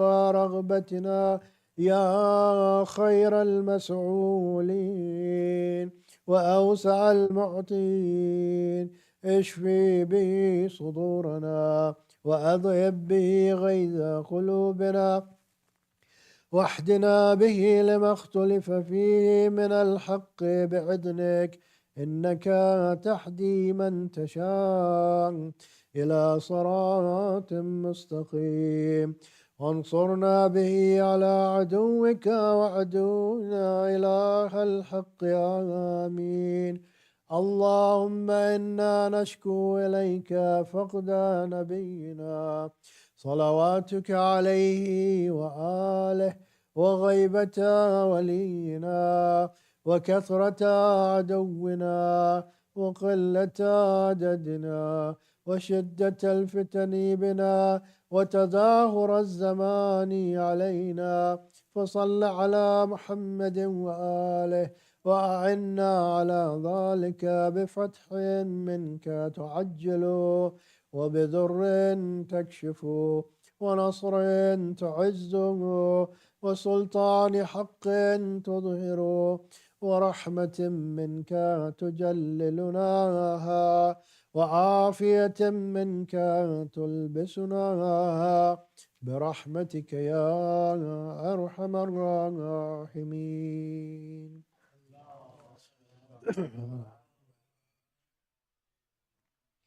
بسم الله الرحمن الرحيم. اللهم صل على محمد وآل محمد. اللهم برحمتك في الصالحين فادخلنا، وفي عليين فارفعنا، وبكأس من معين من عين سلسبيل فاسقنا، ومن الحور العين برحمتك فزوجنا، ومن الولدان المخلدين كأنهم لؤلؤ مكنون فأخذمنا، ومن ثمار الجنة والحوم الطير فاتهمنا، ومن ثياب السندس والحرير والاستبرق فألبسنا، وليلة القدر، وحج بيتك الحرام، وقتلا في سبيلك فوفق لنا، وصالح الدعاء والمسألة فاستجب لنا، وإذا جمعت الأولين والآخرين يوم القيامة فارحمنا، وبراءة من النار فاكتب لنا، وفي جهنم فلا تغلنا، وفي عذابك وهوانك فلا تبتلنا، ومن الزقوم والزري فلا تطعمنا، ومع الشياطين فلا تجعلنا، وفي النار على وجوهنا فلا تكببنا، ومن ثياب النار وسرابيل القتران فلا تلبسنا، ومن كل سوء يا لا إله إلا أنت، بحق لا إله إلا أنت فنجنا.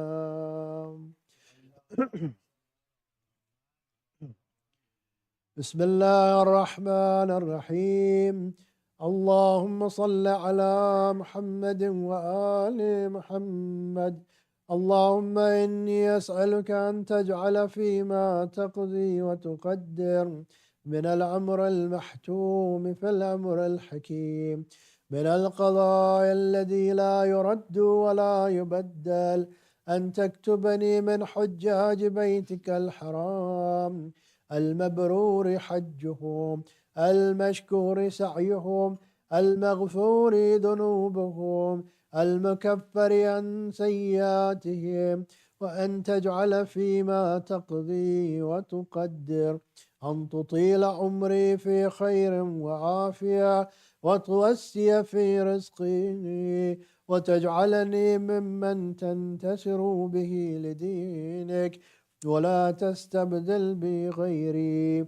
أعوذ بجلال وجهك الكريم أن ينقضي عني شهر رمضان، أو يطلع الفجر من ليلتي هذه، ولك قبلي تبية أو ذنب تؤدبني عليه.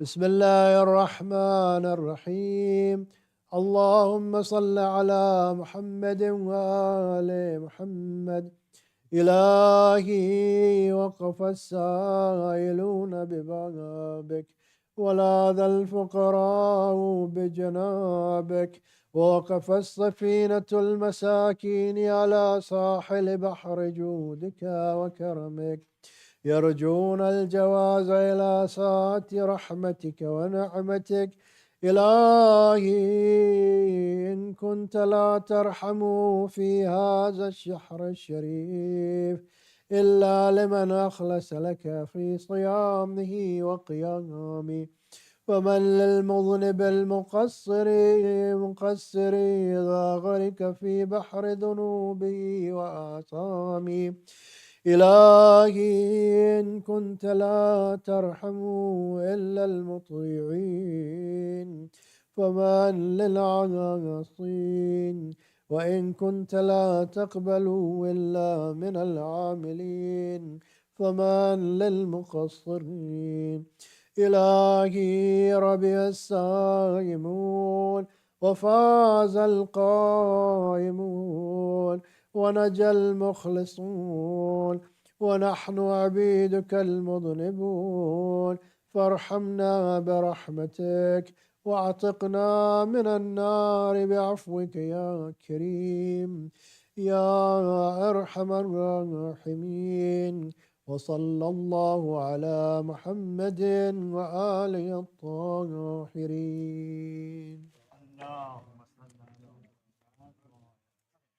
رحم الله من قرأ سورة المباركة الفاتحة بسم الله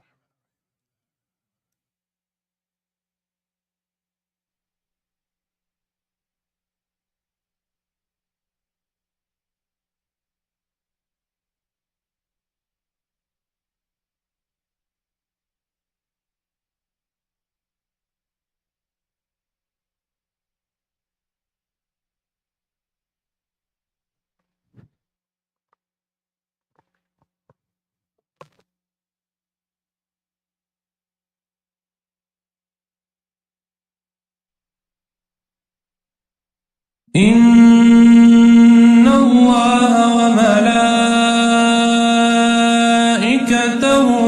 يصلون على النبي يا أيها الذين آمنوا صلوا عليه يا أيها الذين آمنوا صلوا عليه وسلموا تسليما اللهم صل على محمد وآل محمد. Sister brothers, looks like we are right on time, and this is how I like it. It's about 1 minute to 9, so mashallah, very good. Brother Rizwan, thank you for that beautiful recitation. And today we're very pleased to have an exciting speech or presentation by our brother Amjad. Brother Amjad Shakarji, he is my right-hand man here. He has done a great work for, I met him, I think a couple of months ago after a Friday prayer. And I asked him, what do you do? And he says, I'm an electrical engineer. I said, hey, we got a sound system problem. Can you fix this? I said, I'm a high voltage guy. But I said, hey, I'm sure you can do a low voltage too. So then the 4 or 5 weeks passed by, and he actually helped us fix up all the sound system and the camera and everything. And, he did a lot of work. So I found him to be like a fantastic doer and who doesn't give up and very resourceful. He is an electrical engineer. He actually got his degree from Washington Wazoo on the Tri-City area, I think. Is that right, Tri-City? And he has got a passion for clean energy. So we're going to have him tell us everything about clean energy. As we think about clean energy and environmental, that's what's going on. So please welcome with loud salawat.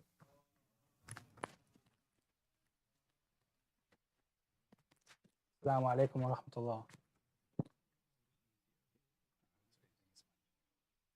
Hello, everybody. My name is Amjad Al-Shakarji. I am an electrical engineer. As Jawad said, my specialty is specifically in power systems and on this focus on power protection and automation.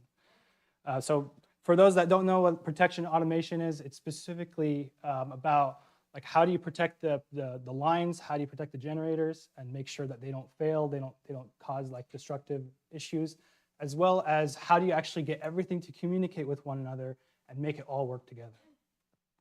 So as a starting point, I want to share something that that stuck with me since I originally graduated. When I was first becoming an engineer, coming out of school, our school did this ceremony called the Order of Engineers. And in the Order of Engineers, pretty much what we did before we became engineers in the industry, we took an oath as engineers to what we were going to do and what it meant to actually do the work that we do. So the statement for the obligation of engineer states that I'm an engineer. In my profession, I take deep pride, and to it I owe solemn obligation. As an engineer, I pledge to practice integrity and fair dealings, tolerance and respect, and uphold devotion to the standards and dignity of my profession. I always will be conscious that my skill carries with it the obligation to serve humanity and by making the best of use of Earth's precious wealth. And as an engineer, I shall participate in none but honest enterprises. When needed, my skills, knowledge shall be given without reservation for the public good. In the performance of duty and in fidelity to my profession, I shall give my utmost. And I tried to search for a good surah in the Quran. I was talking with my mom, and she, one of the things that we found as well with my wife, and she said we found like Surah Al-Shu'ara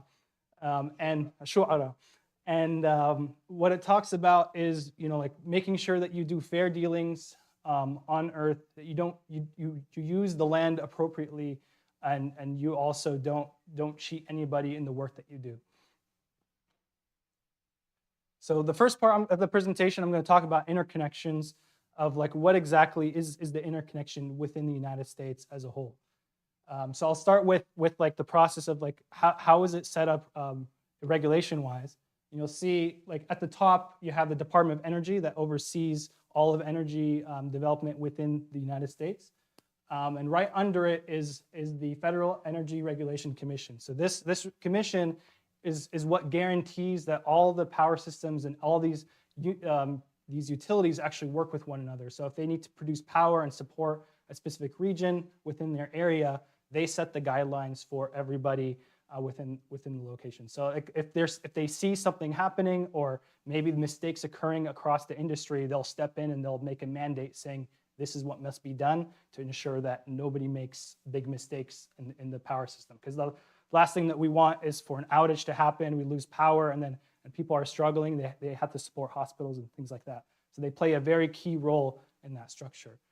Next step down is what's called NERC. They're the North American Electric Reliability Corporation. So they interface with all of the different regions, and they also maintain like connection with the regional entities, reliability coordinators, ISOs and RTOs, and the balancing authority. So like you can see that they're the operators for the system, as well as the folks that actually sell and buy power throughout our region.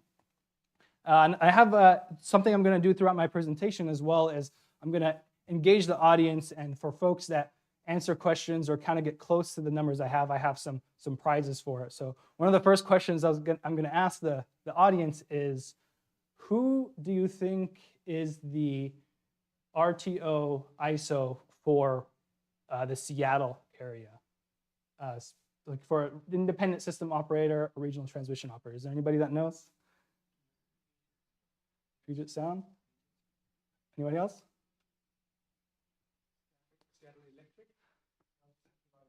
So it's a trick question, but who said Seattle City Light? Over there. So Seattle City Light is actually not the ISO or RTO for the region, but it is the reliability coordinator or balancing authority for our region. So it's kind of a trick question. Technically, our region actually doesn't have an independent system operator compared to every other location in the United States. So we're a very special case. So for the brother in the back, I have a gift for you here, if you want to come up and grab it. I like these guest speakers who come with bearing gifts, And these gifts are pretty much they're things that you use like in the electrical industry for safety, for making sure that like you know, like what you do in your work. And also it's, you know, like if anybody has questions about what the gifts are when they open them, come and ask me and I'll tell you all about it. So this is what the interconnection in North America looks like. So it's actually broken up into several regions. So we're located here in the Western Electric Commission in this region. You'll notice like the United States is actually broken up into several areas. And a special case here is Texas. And I do a lot of work here for renewable projects. They're one of the biggest purchasers or investors in renewable energy right now in the United States, as well as like the North Carolina region. But you'll see Texas is actually by itself, and it doesn't interconnect with anybody else. So what that means is that if something happens within Texas, they have to be the ones to maintain the power there. They can't get power from any other region because they're not connected to them. So this is kind of how the regions are separated and how they share power with one another. So like you'll notice, like this is a pretty big region, and Washington State and all the power sources that are here actually share power with Canada, share power with California and other states within our region. We're not just producing power for our area. So this is a little bit more about our region. So you can see the interconnect here. As the brother mentioned, our specific balancing authority is the Seattle City Light. So you can kind of see it here, Seattle City Light. And then a good portion of Washington is Bonneville Power Administration. It's actually not under Seattle City Light. And you'll see all these little regions are broken up throughout the thing. So like our region is very unique. The way that they actually sell power and work with one another is they have independent contracts with one another. They'll say, hey, I'll sell you this much power, you'll buy it from me for this much. And they maintain these contracts with one another. So it's kind of a little bit like the stock market a little for the power industry. But what they'll do is they'll buy and sell power from one another based off of what they need. Or let's say something happens, a generator trips in the state of California. In Washington State, they might bring up their hydro generators and start supporting these other regions. So this is going to be a little bit of further talk about Washington State, because I know this is our area. I wanted to talk about it a little bit more and share like what our actual resources are in our region. So you'll notice we have a lot of hydroelectric. We're actually very, I would say, very clean with the power that we have, but also very reliable with the power that we have. Like I would say we're probably, we're very lucky and very proud to have the power that we have in our region because it gives us the most reliable sources. And I'll talk a little bit more about this as I go through the presentation. So hydroelectric is big, and then you'll see followed by it is a little bit of natural gas, but you'll notice not as much solar and battery in our region, but we are starting to get a little bit of wind. That's more on the eastern coast. So you'll see here, this is kind of a map of like all the little dots here represent a power plant somewhere in Washington State. And I'll highlight some of the big ones or the biggest ones in our region. So one of the questions I have is, does anybody know what is actually the biggest hydro dam here in Washington State? What is it called? Grand Coulee Dam, that's correct. So you'll see here, Grand Coulee Dam, it produces 6.8 gigawatts of power for our entire region as well as other parts of it. So I have a gift for you here. You want to come and grab it. There you are. Go, Muhammad. It's a good job. And then I'll keep stepping through some of this. You'll see we also have Columbia Generating Station. This one is actually really close to home to me because I used to work at this nuclear power plant. This is the only nuclear power plant that is operational in Washington State. It produces 1.2 gigawatts of power for the region. And then you'll also see, well, I'll move to the next one here. This is White Horse Wind Farm, is one of the largest wind farms in our area. You'll see kind of on the map, it's kind of in like near Ellensburg location, and it produces 273 megawatts. So you're starting to see the transition of like how much power can these new renewable sources actually produce within a given region versus a lot of some of the older technology, like these hydro dams were built back in the 1940s, and they still provide so much power and so much importance within our region. And then on over here, this is Centralia Power Plant. So this is actually the only, the only coal plant in Washington State. So you'll notice it's right here. And something I have to say about this is that it's actually going to shut down in 2025. This won't be operational anymore because they're trying to move more towards the green initiative and to try to cut down on carbon emissions within Washington State. So by the end of this year, this will no longer be in operation, and they're going to be looking at resources to actually give back, to replace it with other resources. So it is going to be a detriment for Washington State with this being out of place because of how much power it produces, but it means that they have to start developing new resources, which they're starting to do. And then here, next one is one of the first solar facilities that was built in Washington State, large one specifically, is the Lund Hill Solar Project, which you'll notice here, more towards eastern Washington, kind of on the border between Washington and Oregon. And this one produces 150 megawatts of power. And they are building a couple more. So the next one that's coming up is going to be a small 80 megawatt power plant that's somewhere here, like near the Ellensburg area. And that one will come online somewhere in like at the end of 2025 as well.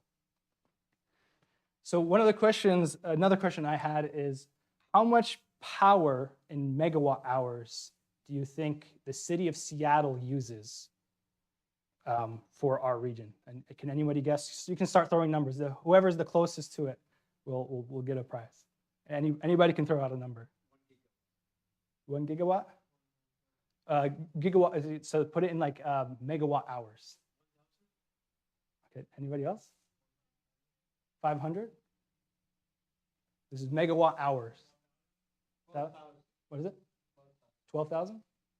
4,000? Anybody else? 6,000? 3,000? All right. So for Seattle, so I'm putting in megawatt hours. It's actually 9 million megawatt hours for the city of Seattle. And to put that in perspective, what does that mean? And I think Kanice got the closest with 6,000. Yeah.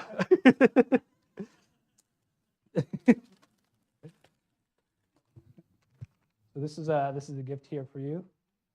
So I wrapped these with some Ramadan wrap too that I ended up getting. So here you are. So 9 million megawatt hours for our region. So what exactly does that mean in terms of like when you put it in terms of like an actual power plant? So that coal plant that I just talked about, that's going to be shutting down in Washington State in 2025. That coal plant by itself is what is needed to power the entire city of Seattle region. And that's only the city of Seattle. It doesn't include any other parts of Washington, any parts of California or Canada. And I don't know the exact number, but you can take that number and you can say probably around like 5 gigawatts of power. Like in terms of that's how much generation that you need. And then, but it changes depending on 5,000 megawatts. That's correct. And that's just depending on the season. So like depending on when like what time of the season is. Like during the summer, everybody kicks on their air conditioners. So the power grid has to adjust for that. And there's also like certain time frames where, like there might not be any wind, so the wind power won't be producing anything, or it's at nighttime, so the solar can't produce any power. So those are the nuances and the things that you have to be aware of. And that's why I say like we're very lucky in the state of Washington because we have so much hydroelectric. It's actually one of the most powerful resources. But there's fun fact about hydroelectric though, it's actually not considered one of the renewable resources. Surprisingly, like you wouldn't think so, but the reason why is because they say that because it impacts like fish wildlife and that effect that they don't classify as that. And if they did, there would be a lot of tax incentives in our time to actually build more, but the focus is more. That was before Trump, right? That was way before. They built these. You got to remember these hydro plants got built back in 1940s, 1950s, in 1920s, or even earlier, within our region and all throughout the United States. So we're really lucky for what we have. So next slide here is talking about electrical power generation and employment. Like how much is employment increasing just in the renewable sector around like the world here, as well as like here within the US. So you can see like jobs are, this was back in 2022, jumped up to 13.7 million people working in the renewable industry. That's specifically on helping construct, build, manage, to like, you know, doing data science, to programming, all of it. Like there's so much involved with this. And you'll notice a big contributor here is actually China with their energy employment. They mass produce a lot of the inverters and the new resources that are being used all throughout the world. So China is actually a huge player in this renewable market. And anything that impacts like trade with them also impacts how long it takes to build these new power plants that we need to keep the. Huh? They will impact us a little bit. They impacted it a little bit, but like because it impacts tax incentives as well as the cost it takes to actually get this equipment within the United States. So there is some impact to this. But regardless of that, it's the industry is still growing because the United States has a huge goal to try to achieve their like what they're trying to get to. So like if I jump to the next slide here, you'll notice here this is the goals for the United States: 80% renewable energy generation by 2030. That's one of their goals, 80%. That includes like, you know, the nuclear power plants. It includes like hydro as well as solar. But they're trying to achieve this goal. And they want to become 100% carbon-free electricity by 2035.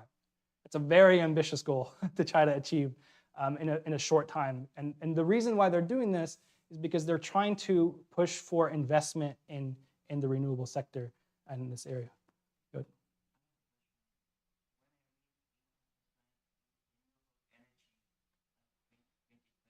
Yeah. That exactly. And those are the things that you got to look at too. Is that, you know, is this thing achievable within the time frame? And part of it is it does require a lot of investment, but it also requires a ton of planning. So as part of like my line of work, I deal with a lot of customers for like that are starting to construct these facilities. Like just within the company I work for myself right now, we have over like 100 projects that we're trying to manage just for battery facilities and solar facilities. So these are coming online very quickly, and they were in plan to be built 10 years or 5 years ahead of time. So there's already plans for all of this, like to build in the infrastructure. Is it achievable? Maybe, because what is it?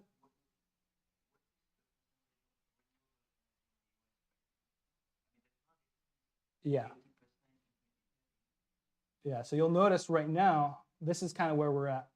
41% of the country's electricity came from decarbonized technology or renewable. But you'll notice a good amount of that, 18% is nuclear and 23% is renewable. So it is a very, very ambitious goal. And you'll see I couldn't find the statistics on like this year because it's very recent. There hasn't been an impact yet.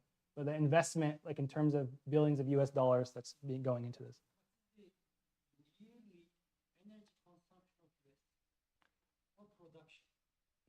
I don't know the number off the top of my head, but I can look it up. Yeah, it's very large. Like, and I'll put it like in perspective this way. It's like with the electrical industry as it is right now, there's only so much margin that we actually have with the current generation, with all the running plants as it is. So the grid is very, very sensitive to one, new resources coming online, but also a lot of these older plants like the coal plants are also coming offline as they're being transitioned. So I mean, when you look at this, right, you're saying there's transition going on, and then there's no new demand from EVs, and there's new demand from the AI data centers, right? So we're headed for a kind of a disaster.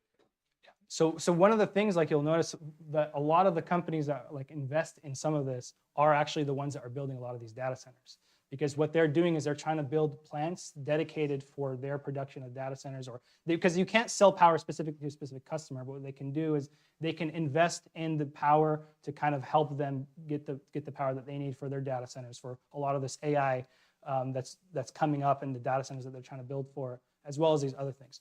And I'll get into like a little bit more of the technical details as I start going into the actual equipment and like where renewable comes into play and where it can't actually replace some of the resources that we have. So I don't think it's, in my opinion, like directly like possible potentially to get to this, but it's also important to understand like what value does every single type of resource provide on our grid, and what the regulatory commissions are actually doing. So even though the goal is to try to achieve this, the regulatory commission's goal is to maintain reliability, which means that we have to have a reliable grid that won't shut down and that can operate and provide power without loss of, like, without causing an outage, like that what's happened in the past, like in 2001 and 2003. So if I jump here to the next one, types of renewable power plants, I'll talk a little bit about the different resources, or at least the big ones that are becoming common right now, and I'll talk about their advantages, disadvantages, what's included in one of these power plants, and then we'll kind of move from there. So you'll see here, the first one I'll start with is solar photovoltaic power plants. This is a PV power plant, which means that it's only relies on just solar, purely only solar.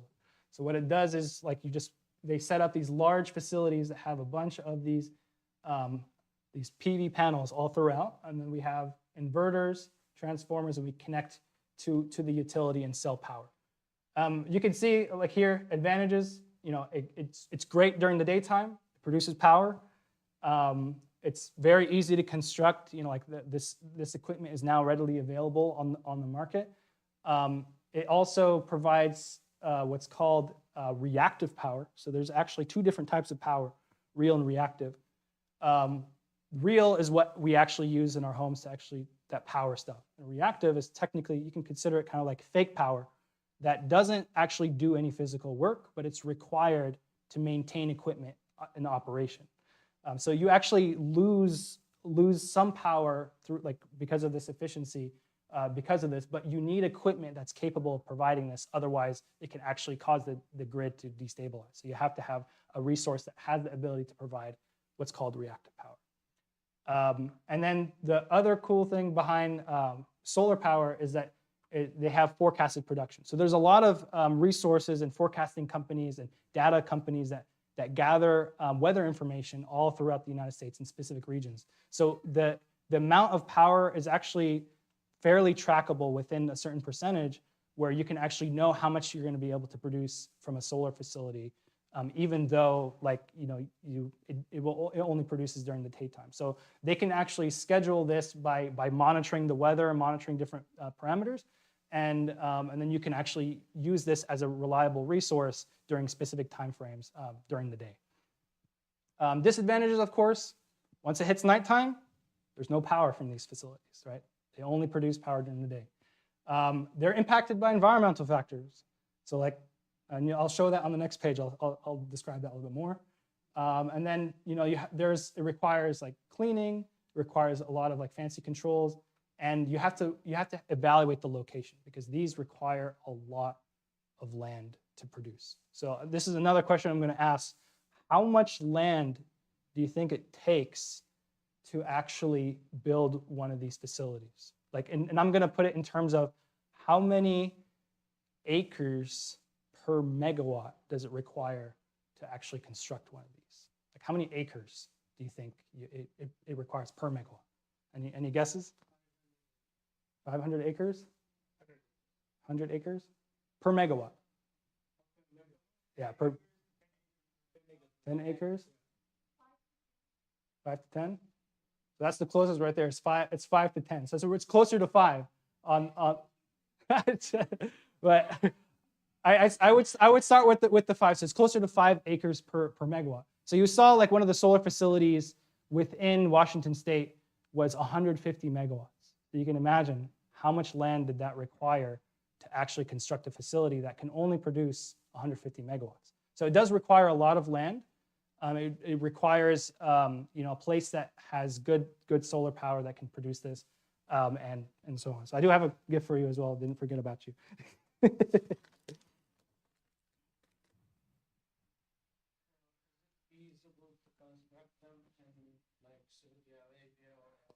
Yes. So the dust part is the Yeah, and that the dust part is the difficult part. So there are methods to actually, to prevent stuff like that as well. I'll talk a little bit about that. So you'll notice here, like construction costs, again, it's like, this is how much it costs to build one of these, anywhere from 0.8 to 1.4 million per megawatt. So 150, like you could say roughly $1 million per megawatt you produce. So that solar facility built in Washington State would probably cost somewhere around $150 million to build or to invest in, to construct an area. And that includes the equipment, includes like the transmission like installation and a couple other things as well. So somewhere around there, that's correct. That's right on the money. And the bigger it is, like there are like some incentives and like reductions in cost, but you can see just how much like these type of facilities cost. And there's a huge incentive to actually invest in these right now, which is why they're offering these tax incentives, which are in the 30% up to a certain year, and then they go down to 26 and to 22 because they want people to invest in these.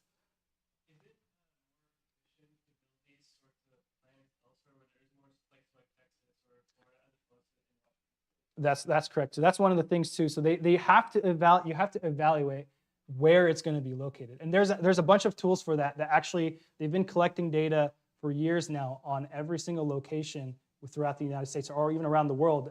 There's if you look up this website called PV Watts, you can type in your house, for example, and you can see how much solar within my region would I actually get, and you can evaluate if it's going to be worth it. Or if you evaluate a specific region, let's say you own a piece of land that you want to maybe bring a construction company to maybe build on it, you can say how much solar hits in this specific region.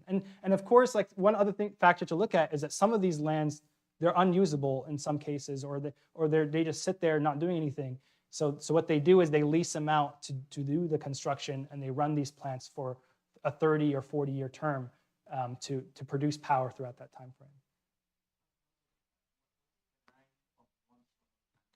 So the solar panels, they usually are rated for about like anywhere from 10 to 20 years, depending on the panel. So what they do is they go through like a regular maintenance cycle to replace them if there's anything damaged, but that's technically what they can do. So they actually are rated for a long time. The racking and everything that is built is actually rated for 40 years.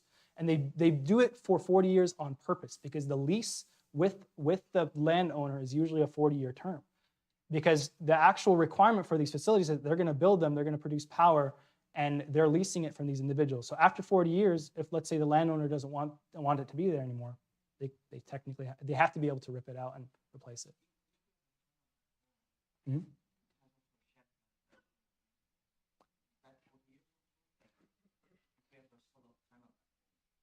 Yeah, like the ones at home, like they usually rate them for like, again, like 10 to like 20 years roughly. Like in terms of when they start degrading, because over time panels as well, they lose some efficiency, they get damaged or they get dirty and stuff like that. And those are the type of things that can impact like a solar panel's life. Like here, for example, you'll see there's a couple different types of PV power plants. There's fixed tilt, tracker controlled, and floating. So like some advantages of like fixed tilt is where it's only tilted one way. It can only see the sun in one direction, but you can do like farming and stuff underneath it and other things like that. So some people, like if they have the farmland, they'll want to produce power, but they also want to farm on it as well at the same time. So that's some advantages. Versus tracker controlled, like you actually install what's called a solar tracker.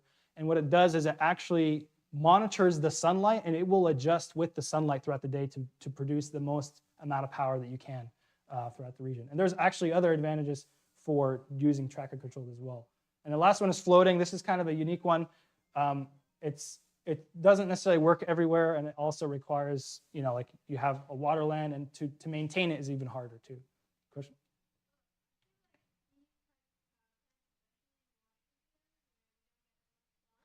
Yeah. That's correct. Yeah, so that's why like in Washington State, because they're so heavy on hydro is actually one of the best resources in our areas. So they don't invest too much in solar here because they don't necessarily have a need to, but it does have a value and it does bring some things, but they can't replace all resources with solar only. So that's what brings me into like the next one. So this is acreage per location. So you can see like There's a couple factors that play into the like how long or how much land you need, which is like panel efficiency, land characteristics, the equipment size, spacing between like rows, because you have to space these out, otherwise they create shadows on each other. And also the panel technology. So there's different type of technology that will produce more power versus others. And here's the environmental impacts I was talking about. So here's this is a good example of a tornado that came through and actually caused loss of like an entire region. So like there are environmental impacts to having solar facilities like this. This one here was in the state of Texas, where they actually had a hailstorm and it caused them to lose almost their entire plant worth of solar panels. And this is where tracker control becomes important, because what you can do with tracker control is you can actually tilt them out of the way so they don't cause, you try to reduce the damage on some of these.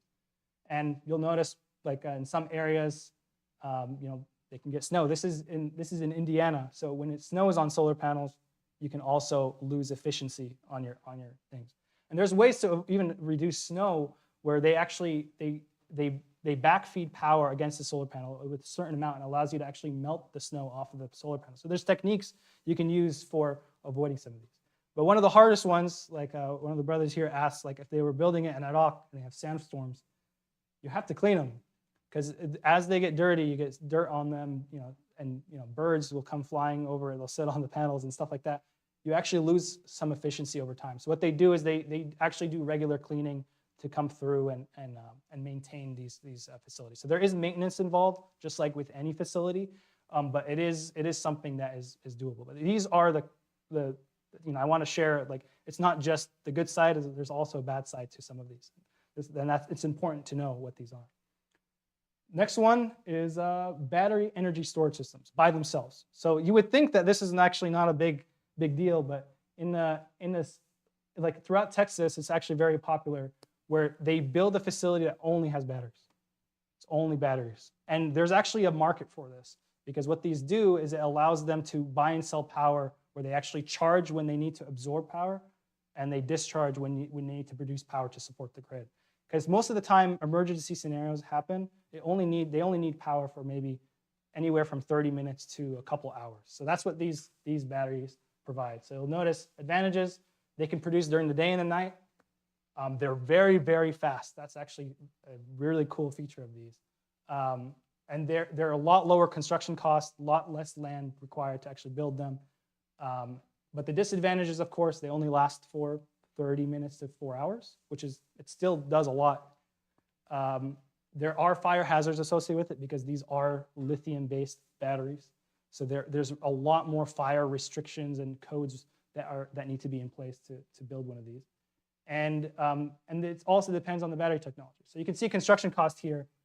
But they don't generate power, they absorb power, right? They do both. They produce power and absorb. They only produce what is it they've already absorbed, right?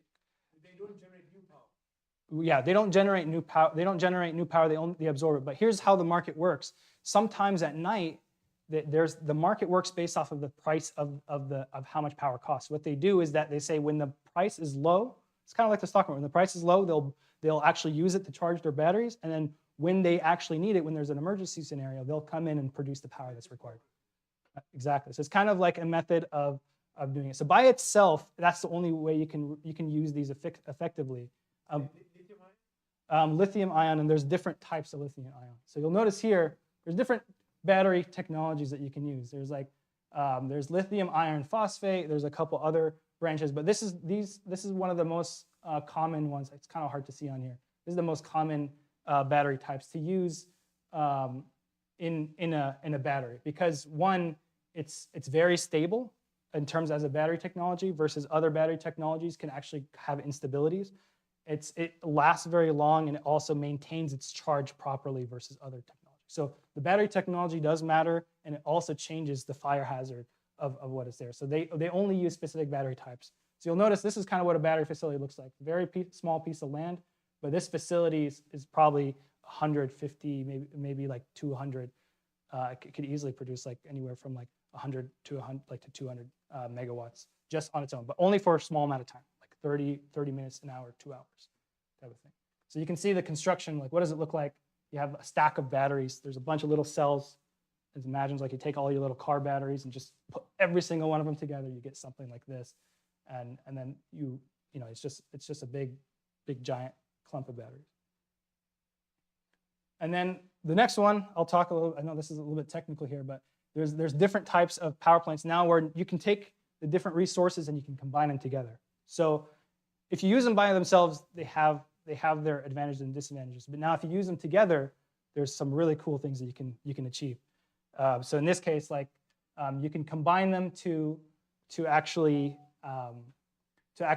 use the solar to charge the battery during the daytime, and then discharge the battery at night. So now instead of having to use the power from the grid, you're actually using the battery and the solar together to do it. So this is actually now becoming extremely common. Or the ones that they started with the PV construction, they built it originally with just the solar plant, and then they're coming back and now they're adding batteries to their facility to be able to now couple them and improve the efficiency and what you can get out of them. So there's 3 different types. One of them is called AC coupled, which means that each one of them has separate equipment. DC coupled, which means it's tied on the battery side with the PV, and then they have a different type of DC coupled, which is a little bit less efficient. So you can see efficiency-wise, it's like anywhere from like 92 to like 91%, depending on the equipment. The last one I'll just cover quickly is wind turbines. Like this one here, like everybody knows, it can only produce power when there's wind. And it can also it stops producing power at a certain speed too. So if the wind speed is too high, it stops producing power.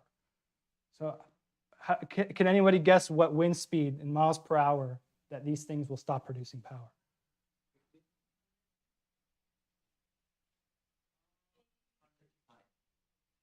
55. That's spot on. Yeah, that was really, really close. So, huh? Oh, 35? Okay, Joanne, this is yours. No, it's okay.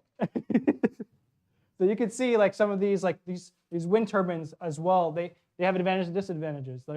They only produce when there's wind, and they also require a massive amount of spacing. These blades are huge.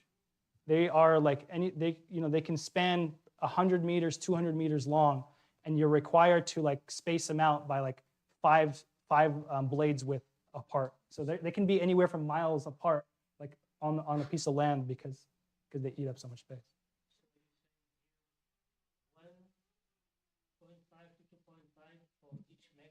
For each megawatt. So that's 1.5 million to 2.5 million. So you can see this is expensive. But they started investing in some of these because there's some areas that actually have a lot of wind, and it makes more sense to have wind in that region. Right? In some areas they don't have solar, so they don't have. So there's the advantages for certain regions. Some areas it's good to have wind. Some areas it's good to have other things, but there are costs associated. You didn't list wave as a source. The wave, like wave generation.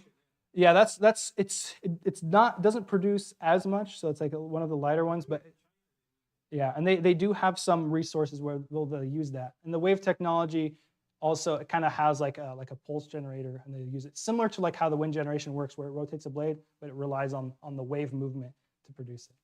And then of course you can take everything and you can actually create a whole system of all together. So instead of having just one or two, you can now produce what's called like a hybrid power plant and there are a lot of these facilities that are coming online now where you have, let's take wind, let's take solar and battery and use them all together.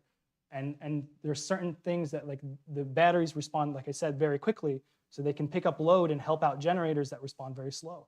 So now you can do all these different combinations to get a really, really powerful system. So they don't work the greatest by themselves, but they work amazing when you start piecing them together as a team.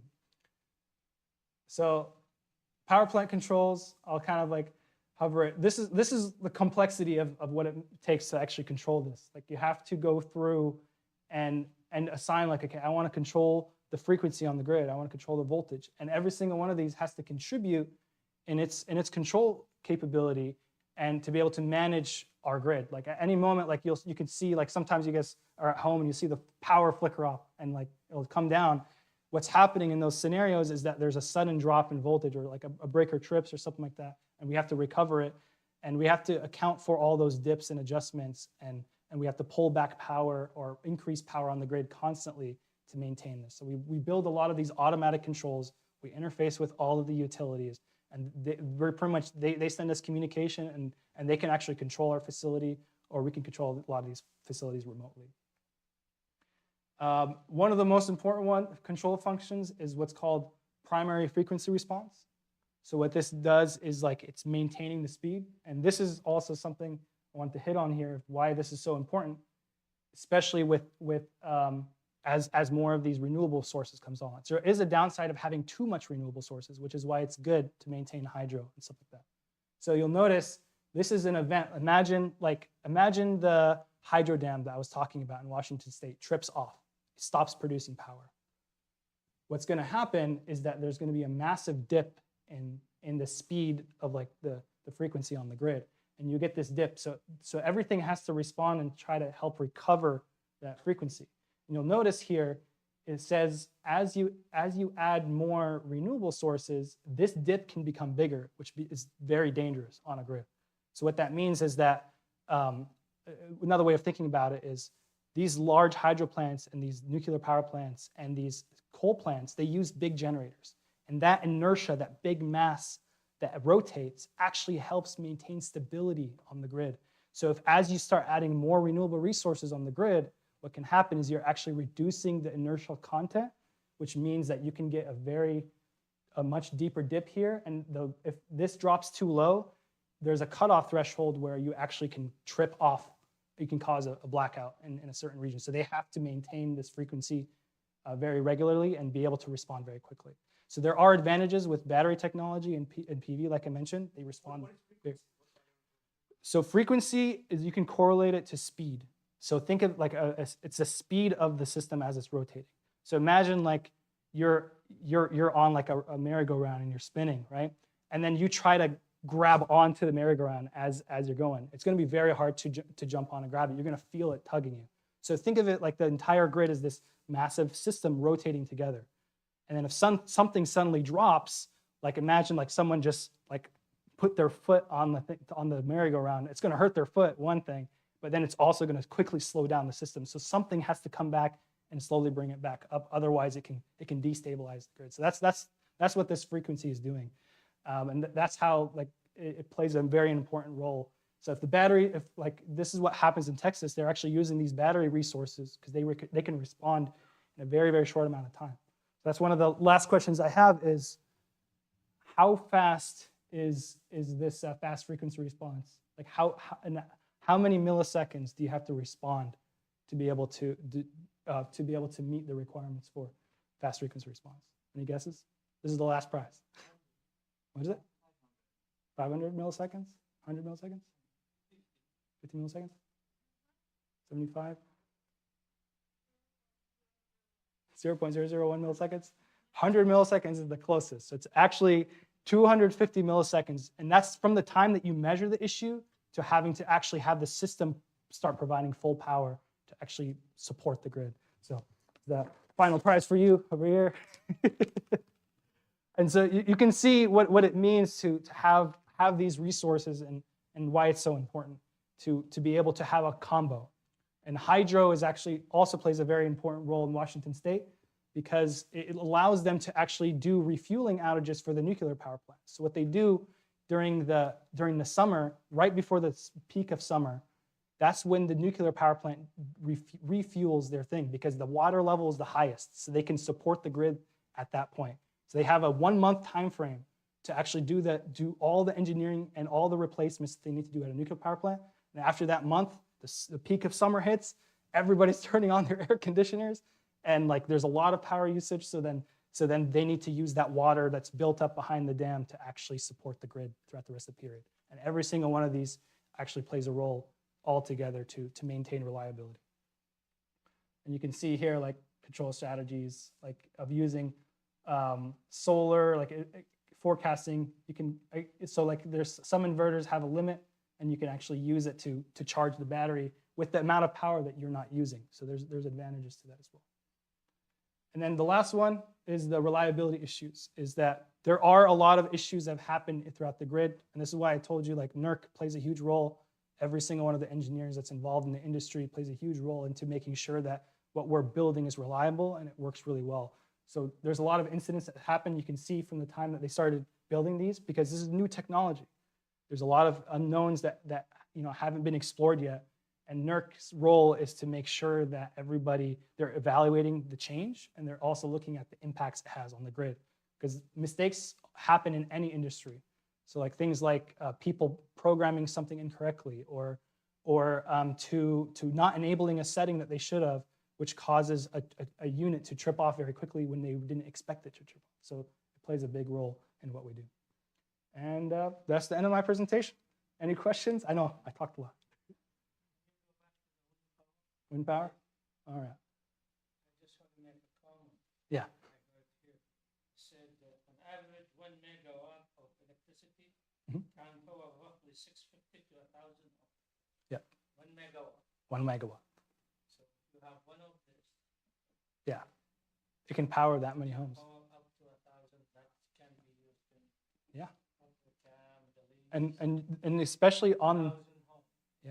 1,000 homes for a single megawatt. And that's true. That's how much these things produce. Like when you look at it in 1,000 homes, you're like, that's a lot, especially for a small community, a small area. So there is a lot of advantages for secluded areas. And the cost, sometimes $700,000. Yep.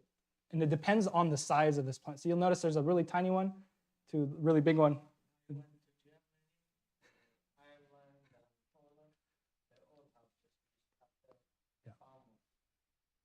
Any other questions? Go ahead. Uh-huh.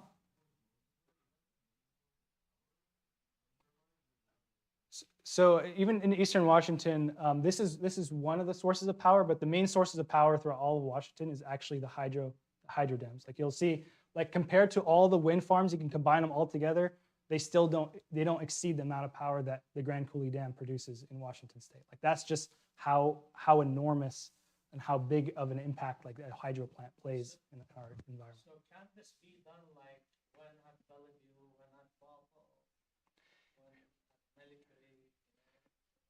Kind of. So you can space them out, but then you have to have a way to tie them to the grid, and there has to be a line that they can connect to in that region. And usually the only way they're going to do it is if there's a lot of them next to each other. And the other impact too that you have to look at is that if you're building one of these, anything that's in the way, like you'll notice these are spread very far apart. The wind, as the wind flows through this, the turbulence caused by one of these blades can impact the other, which is why they have to space them so far apart. Yeah. There's no wind. Yeah. The blade, why so it rotates the turbine?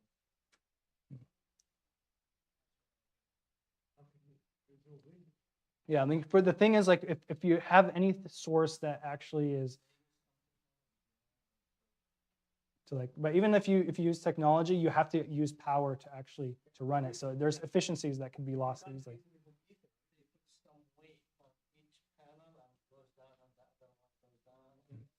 Yeah. And the other thing too to keep in mind with these is that there is also a low threshold for wind. We talked about the high. The low threshold for this is actually anything lower than 7 miles per hour. They'll stop. Yeah.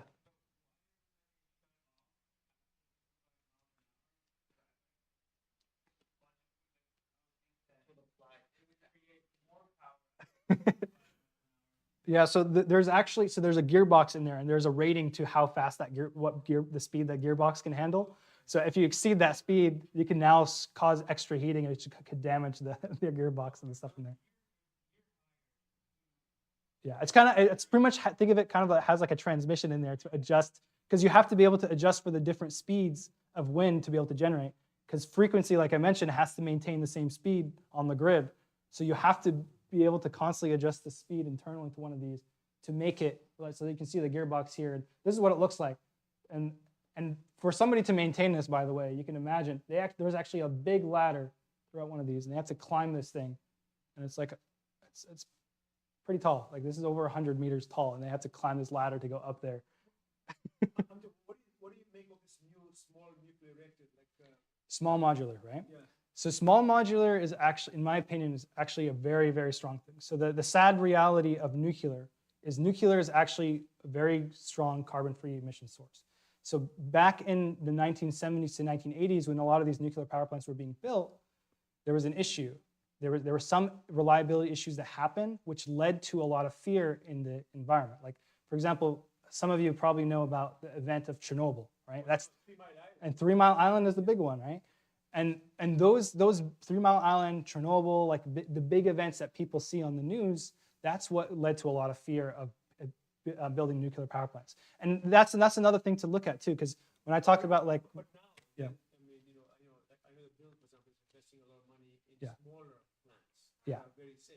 Yeah, and that's the nice thing. So they're real. They're actually, so the Columbia Generating Station, the plant that I used to work at, it was zoned originally to build 3 nuclear power plants. There was actually 2 nuclear power plants that were going to be built here near the Seattle area, across near like the Olympia location. They actually started constructing them back in the 1970s. There was originally supposed to be 5 nuclear power plants built in Washington State. And for those that read into it, you'll find out that it was actually the biggest bond default in history that happened here in Washington State because they didn't finish building those nuclear power plants. And imagine if those nuclear power plants were built back in the 1970s, we would have over 5 gigawatts of nuclear power in Washington State. But that land is still there. So what they're planning on doing, what they're looking at is they're saying, hey, we've already zoned this land for nuclear. Maybe we can start building small modular reactors. So they are looking into this in Washington State, and it is a very powerful resource. It just requires a lot of people to have knowledge and to have trust in the technology again for it to bring that investment. So I think we're going to run out of time right now. I mean, I think it's a good topic. I think we can continue. I'll talk forever. Last question, go ahead. Yeah. How many households, how many megawatts can generate?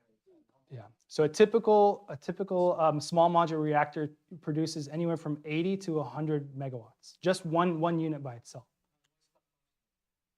That, like, again, it's a little bit more because the cost for nuclear is because there's so much regulation on it now that it makes it expensive. So it's maybe like 10 times the cost of like a solar facility right now. You didn't say anything about these things. What are these things? So I know I talked a bit about some of the components like the meters. So I brought some devices with me throughout the things I've collected as I've been in my industry or things that have been gifted to me. So this is actually right here. This is a protective relay that was built back in the 1940s. This is what, if the nuclear power plants and the old like hydro dams, some of them actually still use these. And this is the technology. It's all mechanical. This stuff is amazing stuff. So they actually devised a technique back in the day to actually protect power lines using this technology that didn't require any power. It just utilizes the natural measurements like of the coils, and it can actually protect an entire system. Versus this one right here, this is a more modern device. It actually has, essentially think of this, there's like 30 of them inside of this thing. It's programmable. So what they did is they took the characteristics of these protective relays and they built out all the math and the logic behind it, and they forced it into one device that now has the capability to perform the function of one of these.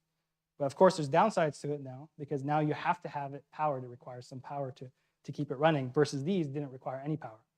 But you also can't get any digital information about it. Where this, I can collect it, I can send it across the world and tell somebody what's happening at their plant, regardless of where they're at. That's some of the advantages. You'll notice this right here, this is a little an old current measurement device, this little guy that they hook up on the back here, these little prongs, and this measures your current. It's kind of like one of the little meters in your house, but again, really classic technology. So if anybody wants to look at them, talk to me about it, feel free to come up here. I'll give more information. Right. To the Seed Collective now. Okay. All right. I think I'll probably have Audrey come up because I've been talking for so long. People are probably gonna fall asleep.